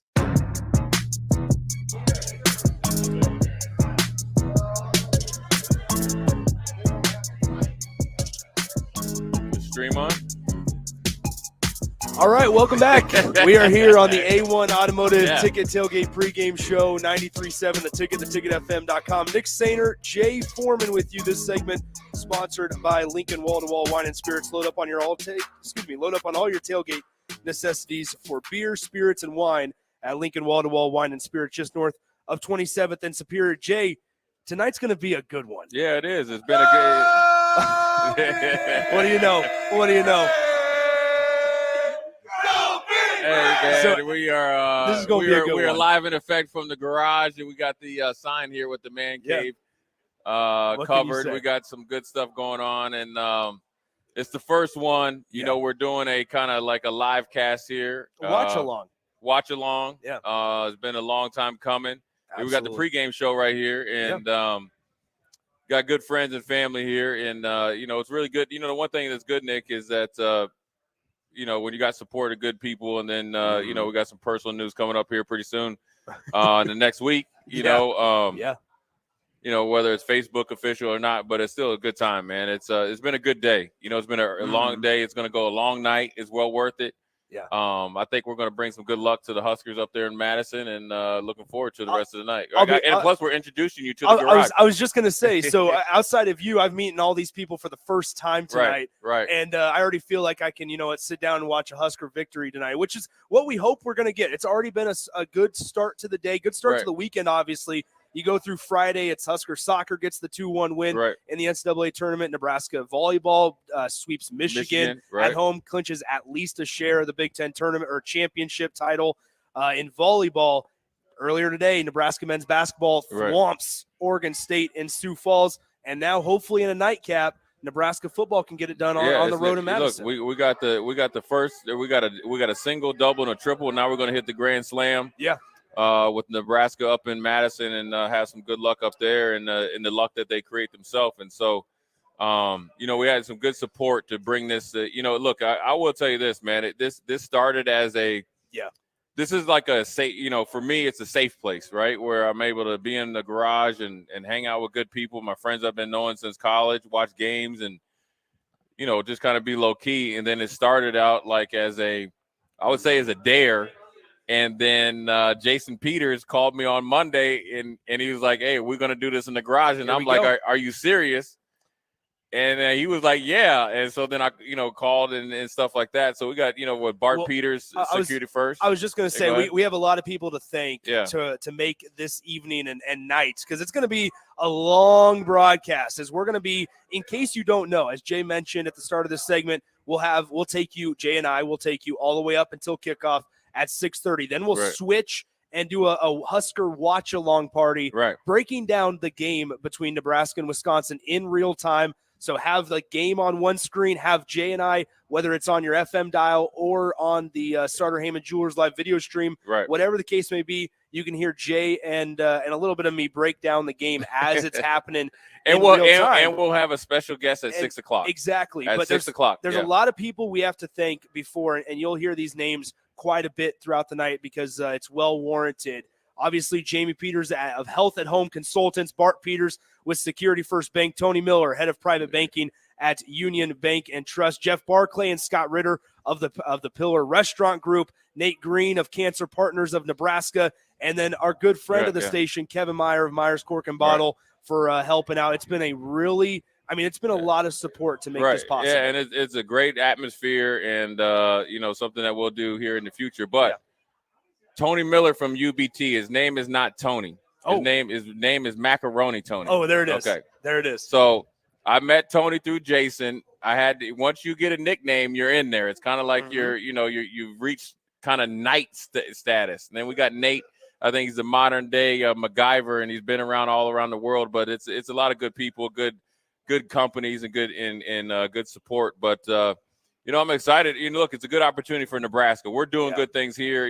Trying to bring a different, light into the sports media business. But then also, obviously, if Nebraska wins, everybody wins, and so it's a good opportunity for them. I feel like, if there's ever a team to kind of stub their toe 2 weeks in a row to go on the road in Wisconsin where they haven't had success, it'd be them. Because all signs point towards that. oddly enough, where you have 5 turnovers and then, all that, then you see Chuba Purdy show glimpses to go 80 yards and all that stuff. And so we'll see what happens, with this game. And it's a night game. It's on the road.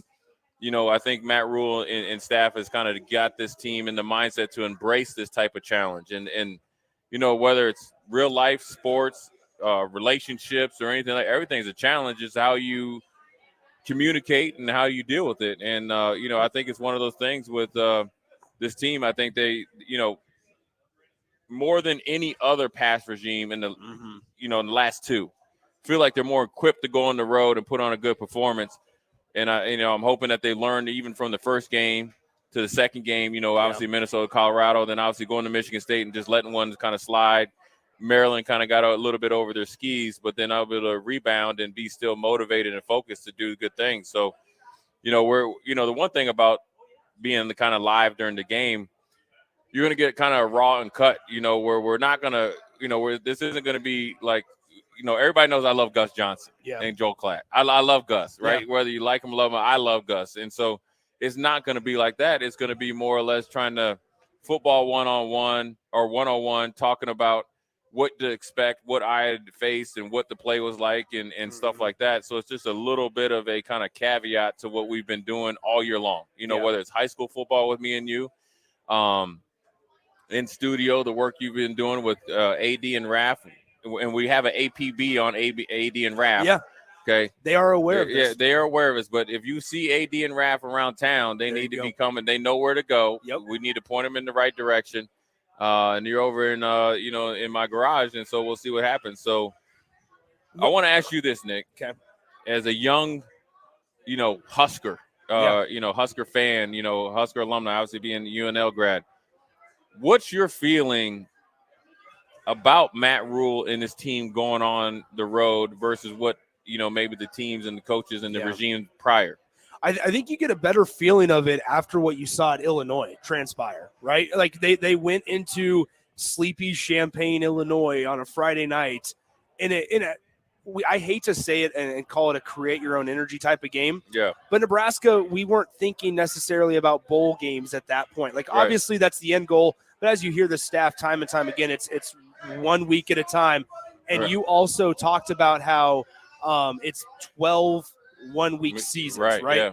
And so when you look at Nebraska, like that gave me a little more confidence in this team's ability to just strap it up and do their job. Right. Yeah. And although they've went to Michigan State, into East Lansing where they probably should have won, but didn't, and followed it up with a game against Maryland that they had opportunities to win and didn't. Is that confidence wavering? Yeah, maybe, but it also just, you kind of have this complete feel of they just are going to show up and do their job and not really expect anything to be handed to them.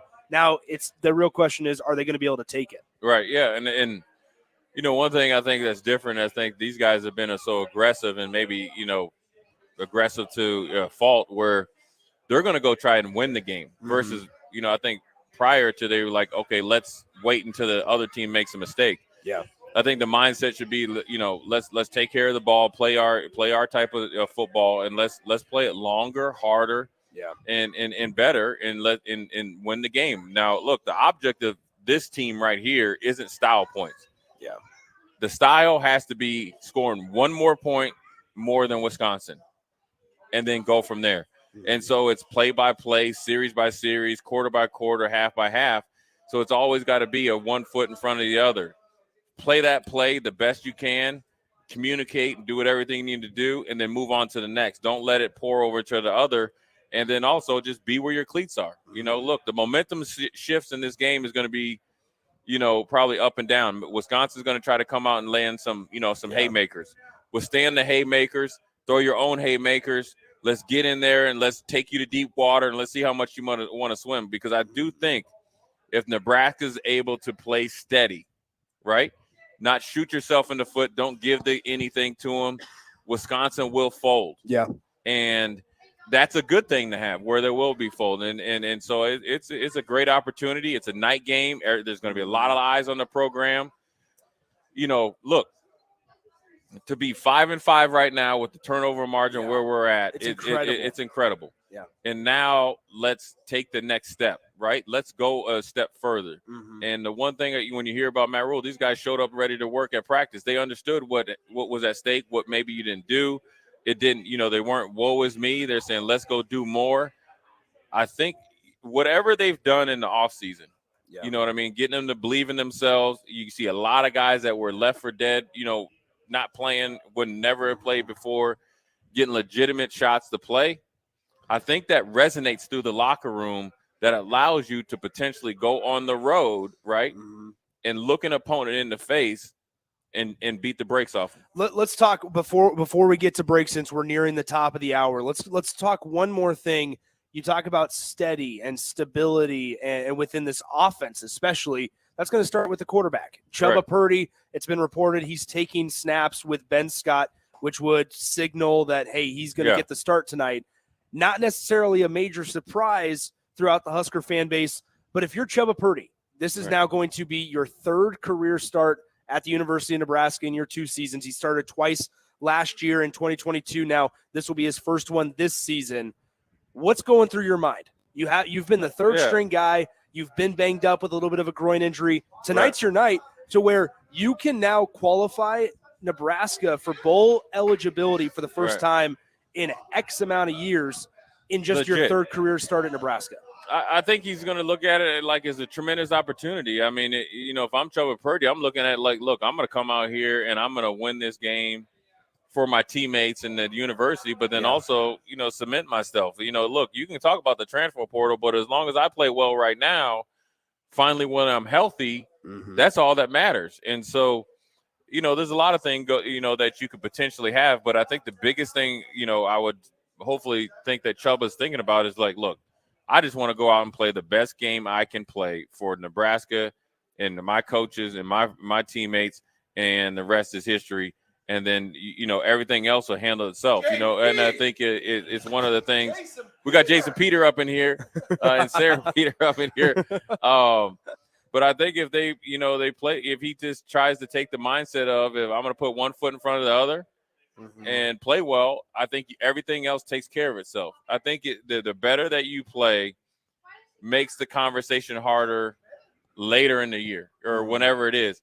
But ultimately, all that stuff doesn't matter, because really, only thing that matters is playing Wisconsin at 6:30 in Camp Randall and winning the game and doing your job.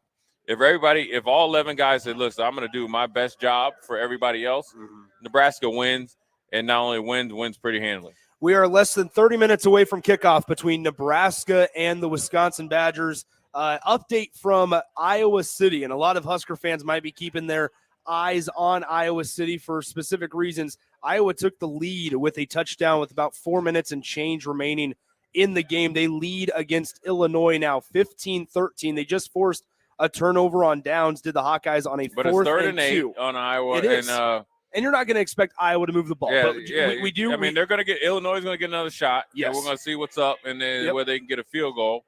But more importantly, Nick, more importantly than Iowa and all that stuff, the sandwiches from Good Sense. They're here. Jamie Peters making chili. Right? And cinnamon rolls. Homemade cinnamon rolls. That was a big key. And Nate Green Nate Green making homemade ranch water. Is well. Listen, look, everybody's. You've seen everybody coming in and out of there. Chili is the real deal. I used to know this dude. I used to call him Chili Man. He dropped the ball a little bit, so he lost the name of Chili Man. But at the end of the day, you see people with cinnamon rolls, chili, and sandwiches. And so, Good Sense, we appreciate their support. And then also homemade good food on a Husker victory. And Noah Walters, Lincoln East boy, threw a touchdown pass to take the lead. How about that? There you go. Against number 4 Florida State. Noah Walters representing 7-0 North Alabama. North Alabama, the upset of the century. You want to know what the spread was in that game? With like 45 points. Florida State by 48. Yeah, well, it's not happening. Noah Walters said no, thank you very much. Here's a couple things. Throughout the entire night, we want to make this, throughout the pregame show, obviously, throughout the watch-along, and throughout the postgame, like normal, we want to make it interactive for you guys. For wherever you're at, 402-464-5685 is the phone number to call, to text. You can join us on the video stream, Facebook, YouTube, Twitch, and Twitter, as well as Allo Channel 951. So if you want to talk as the Huskers are currently getting ready to play against the Wisconsin Badgers, feel free to chime in at that phone number, 402-464-5685. And we do have access to the text line here in the garage, so we'll be able to read your text. Hole in the Boat says this: I feel a beatdown coming. Maybe it's something talking, but Nebraska scores 35 tonight. I think that'd be if you know what ranch water is, text in on text line. I think that'd be pleasing a lot of Husker fans. We do have to get to break. This segment sponsored by Lincoln Wall to Wall Wine and Spirits. Nick over here like a bad substitute teacher. Hey, it's the top of the hour. We got to get the legal ID in and all that. I got to keep this thing on the tracks. It's a good time out here. It's going to be a fun evening as we're going to have a special guest coming up next on the A1 Automotive Ticket Tailgate pregame show right after this on 93.7 The Ticket. This is Lincoln's home for sports talk on the FM dial. Also online at theticketfm.com. On the internet. KNTK FM Firth, 93.7 The Ticket. Lincoln Federal Savings Bank. Personal banking like you remember. Home. It's more than a place, it's a feeling. This is Eric Bertrand with Lincoln Federal Savings Bank. If you're looking for a place to call home, call me. Let's review your financing options and get you into the home of your dreams. Proudly serving Husker fans. Personal banking like you remember. Member FDIC, Equal Housing Lender. Hi, everyone. Kendall Warnock with A1 Automotive in downtown Lincoln. If you're looking for an automotive repair facility you can genuinely trust, we would be grateful for the opportunity to earn your business repairing your vehicle. We have ASE master technicians and qualified to work on a variety of vehicles from Hondas to Porsches, Jaguars to Toyotas, and Chevrolets to Fords. We pride ourselves on customer service and relationships, and we would be grateful for the opportunity to serve you. Give us a call at 402-477-4660. A1 Automotive. Always honest answers. The holidays are right around the corner. This is a great year to give your family and loved ones the gift of shoes to encourage them to stay active. Fleet Feet Lincoln fits you properly for shoes, and they offer a free group that meets 3 days a week, plus other training programs and a walking group on Mondays. Get healthy, stay healthy with proper shoe wear from Fleet Feet Lincoln and a group of friends that will support you and keep you accountable. Start your health adventure at Fleet Feet Lincoln at 77th and Pioneers. It's the holiday season. Time for work parties, friend get-togethers, family gatherings, which means lots of eating. Maybe you think you've perfected your holiday meals, and maybe you have no idea where to even start. Let's fix that right now. No holiday party is complete without Führer's cheese spread. It goes well with any type of cracker, pretzels, apple, chili, vegetables, chips, and of course, it's perfect to pair with wine or beer. Holiday meals aren't complete until Führer's cheese spread is on the table. Find your own container at your nearest local grocery store today. Okay, it's time to sell the house. How do we even begin to choose from the hundreds of realtors in town? Easy. We make a pros list. You mean a pros and cons list? No, just a pros list. We need someone with pro photography to showcase the house in the best possible way, pro marketing to make sure we get maximum exposure, pro negotiations so we know we get the best price. This is one of those times where you already know the right answer, isn't it? You know it is. Ben Bleicher and Professional Realty Group. Contact Ben Bleicher and the team at Professional Realty Group of Berkshire Hathaway's Home Services Ambassador online at prg-ne.com. I'm Karen Carr. I've been a realtor for 31 years. When I made a company change 12 years ago, I chose Lincoln First Realty, now NP Dodge. It's the oldest independently owned realty company in the country. Since becoming NP Dodge, we've continued our tradition of community involvement. Our management and staff are always available to offer support in marketing, technology, social media, and educational opportunities. Expand your career with NP Dodge. Call Eric at 402-434-2222. This is Jeff Essing, owner of Farrell's Extreme Body Shaping and host of Fitness Fanatics. Over the years, we've helped countless of people gain strength, lose fat, build confidence, and change their lives. And it all starts with the Farrell's 10-week challenge. Now is the best time to enroll during the Black Friday sale. You can join the January 10-week challenge for half price.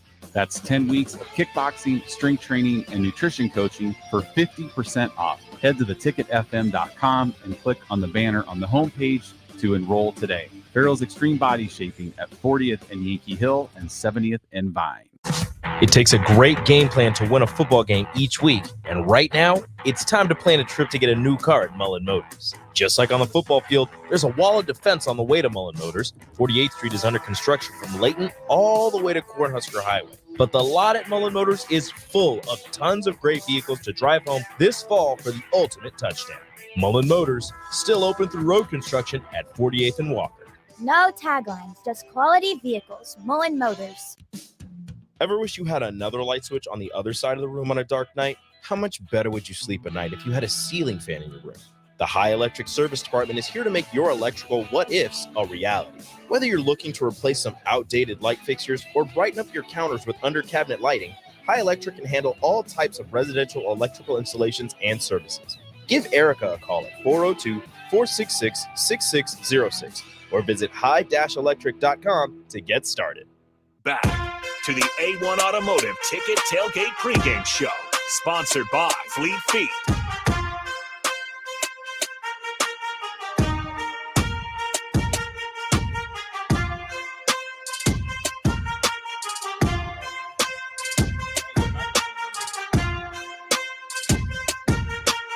We are back, the A1 Automotive Pregame Show. This is Jay Foreman.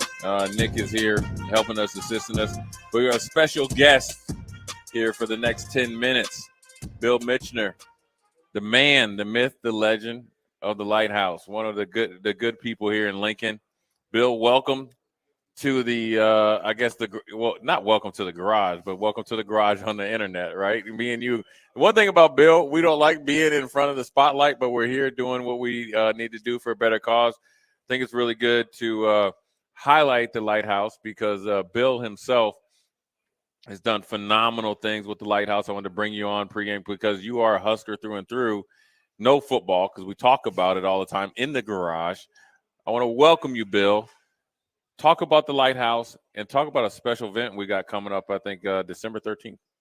I appreciate you having me on. I'm suffering with a little bit of laryngitis, so you've been cheering too hard last week. That's what it was.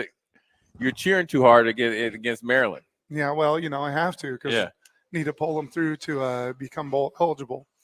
So this event that we're doing, we're trying to take 100 different young people shopping for Christmas, and we give them $100 each for a gift card at Walmart. We team them up with student athletes from the University of Nebraska. Sure. And we take them shopping. And it's a special event because most of our kids are spending the money on food, right? Spending on younger siblings, parents. And it's a powerful event. So we need a lot of help trying to raise that money. Right. And Bill, talk about just, real quick, how the Lighthouse has, both been a positive effect on you as a younger Now they see you as a young, handsome, or older, handsome adult. Look, man, we I appreciate that. Right. We are. Talk about, look at that. Look, talk about the effect of being so involved in the Lighthouse and seeing it grow, and then you grow within the Lighthouse, and how that's affected you as a older, adult now. Because me knowing you from 5-10 years ago, I've seen the change, even though I haven't said it to you. Talk about how that's had such a positive effect on you. Being involved with the Lighthouse. Well, it gave me an opportunity to see a different path in my life. And I came from hard times, poor times, and no boy in my family graduated from high school. So Lighthouse showed me that path. Mm-hmm. And, I graduated from high school, going to college, graduate with honors, going to get my master's. So Lighthouse gave me the opportunity to truly start believing in myself. Right. And that's what we do with kids. We meet them where they're at. We help them pivot and see the possibilities in them. Right.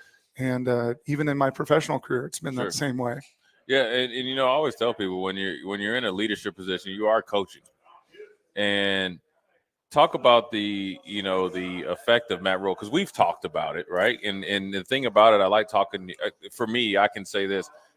I like talking to people that hadn't maybe played at the university, that are in leadership roles, because you see it from a different perspective. Correct me if I'm wrong.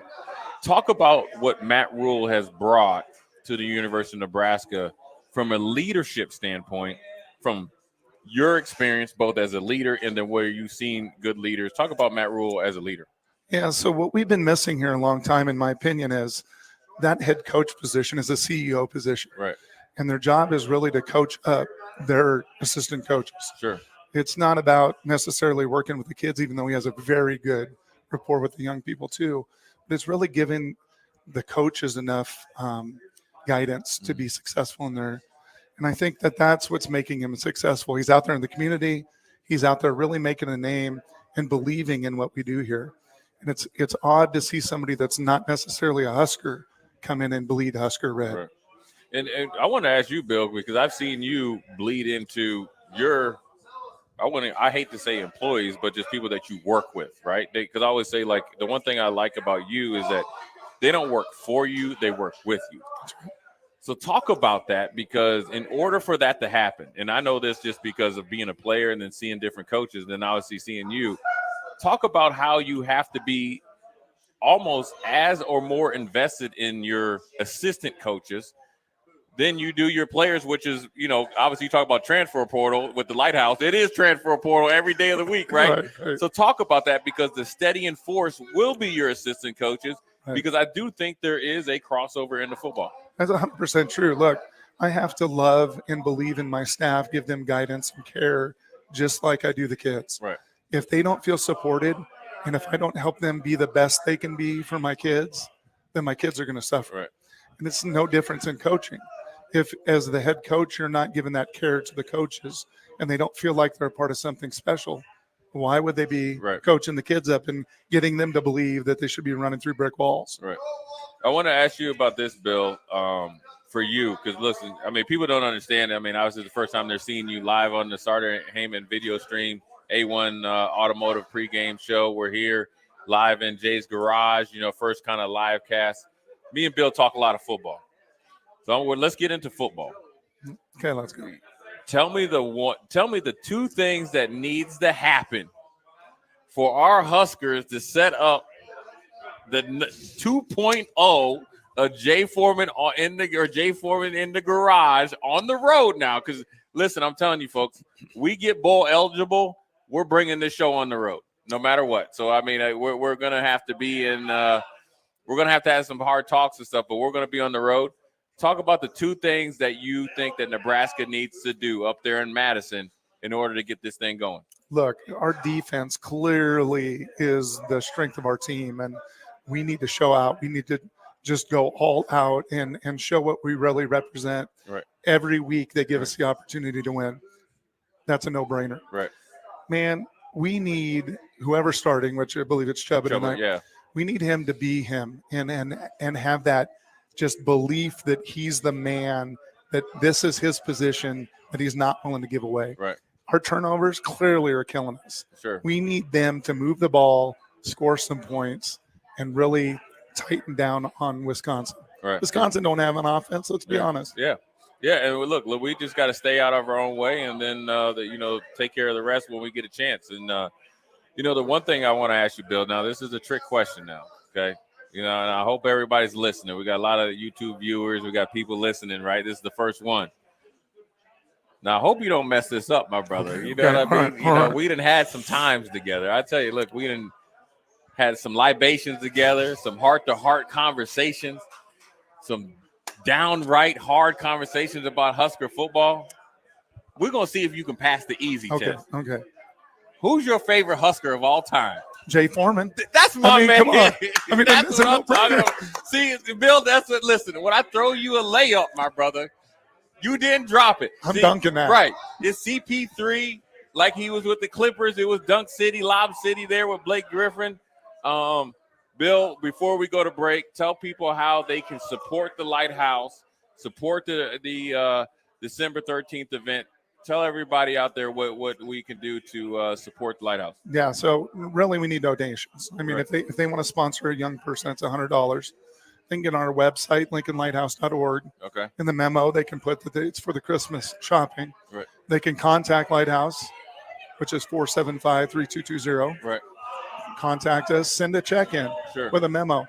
That's what we need the most, is that to help our young people, to sponsor them. Okay, and so what's the goal of how many kids look? I'd like to take 100. 100. So and that'd be $100 for 100 kids. $10,000. $10,000. We're going to keep pushing that. I'm telling you this right now. We're going to have you in on old school. we're going to start to really highlight the Lighthouse because you've been supporting the ticket for a very long time. We're going to support you back. And my man knows football, and he has a good time. I love me some Bill Mitchell. Hey, look, man, I always have a soft spot in my heart for good people because you kind of read each other. That's right. And I appreciate everything you've done. I appreciate you coming on because I know this is kind of out of your norm. And we're going to go to break. We're going to come back, bring Nick in, right? It's a little bit of a letdown, but we're going to bring my man Nick in, my partner in crime. I'm going to go from one partner in crime to my other partner in crime. This is the A1 Automotive pregame show. Nick's giving me the one-finger discount there. We'll be right back after this break. Are you working in or looking to get into the electrical construction industry? The electrical workers of local union 265 are now hiring licensed journeymen and apprentices and are offering great pay and benefits. Call Mike at 402-875-1034 to apply. Start your electrical career today.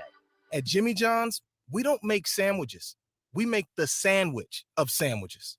We use fresh veggies because we don't hate salads. We just feel bad for them. We make our sandwiches exactly how you want because you're the one who's eating it. And we bake bread all day, every day because stale bread isn't bread. It's croutons.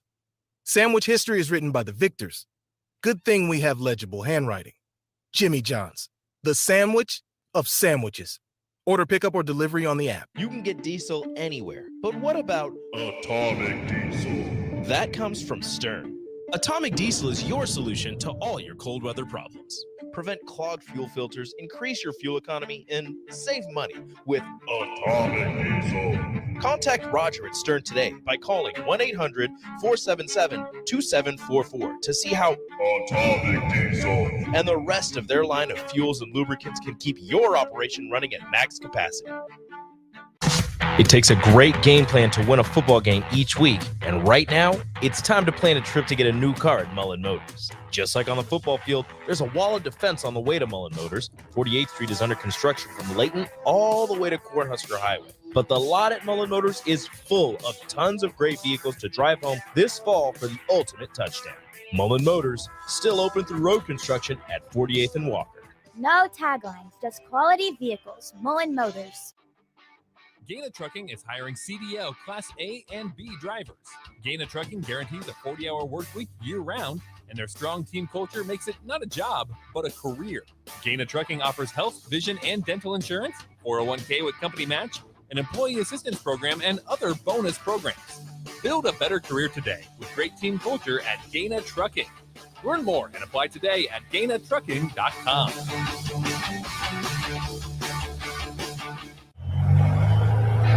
Agriculture is the economic engine of the Midwest. At Acres Equipment, we dedicate ourselves to making that engine run smoothly. We supply our farmers and ranchers with quality John Deere equipment, parts, and service. We also deliver the most advanced technology and precision ag strategies to help them farm today and for the future. Acres Equipment, solutions for every field. The Mill Coffee and Tea, formerly with 4 Lincoln locations, but now 5 Lincoln locations. That's 25% more locations than there used to be. Can you even imagine a world where there's only 4 Lincoln Mill locations? Feels like ages ago. We were all so young then. The Mill on 11, located right alongside the 93.7 The Ticket Studios at 1040 O Street. My dream was to work in commercial banking, but it required a college degree and I didn't have one. I found out that Doane had classes for adult learners on the Lincoln campus and online. So I earned my bachelor's degree, and 5 months later, I landed my dream job. I decided to continue my education, and now I'm working on my MBA at Doane. For me, the Doane experience has been life-changing. Whether you're booking a trip to Lincoln for a football game or a volleyball weekend, the Scarlet Hotel at Innovation Campus is the place for you. The Scarlet Hotel is special on many levels, from the delicious Well and Good restaurant on the main floor to the coolest rooftop patio bar in Lincoln, the Barred Owl, on the top floor of the hotel with great views of the city and one of the coolest drink menus. Book your stay or book a staycation today at scarlethotelnebraska.com. On the Block with Strick and Austin. You only allow 13 points to Maryland, who's averaging 30. You allow fewer than 400 total yards to an offense that blows past that. Great, but I still am left feeling, what if? Is there one more play, one more drive in this defense? It's tough for me to put the whole onus, and I know you're not, but to put that onus on them. Weekdays from 2 to 4 on 93.7 The Ticket and theticketfm.com. Back to the A1 Automotive Ticket Tailgate Pregame Show, sponsored by Yours Cheese Spread.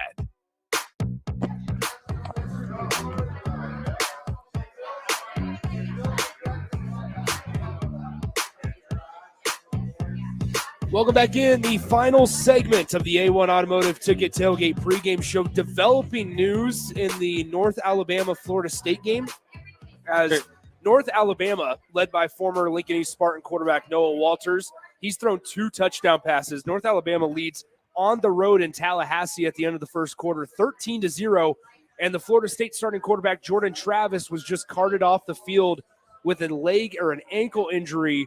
And he is now, they just showed him in the ambulance and moving on from Tallahassee. So, or I should say from the stadium. So he's leaving the stadium right now, which we would assume probably to the hospital.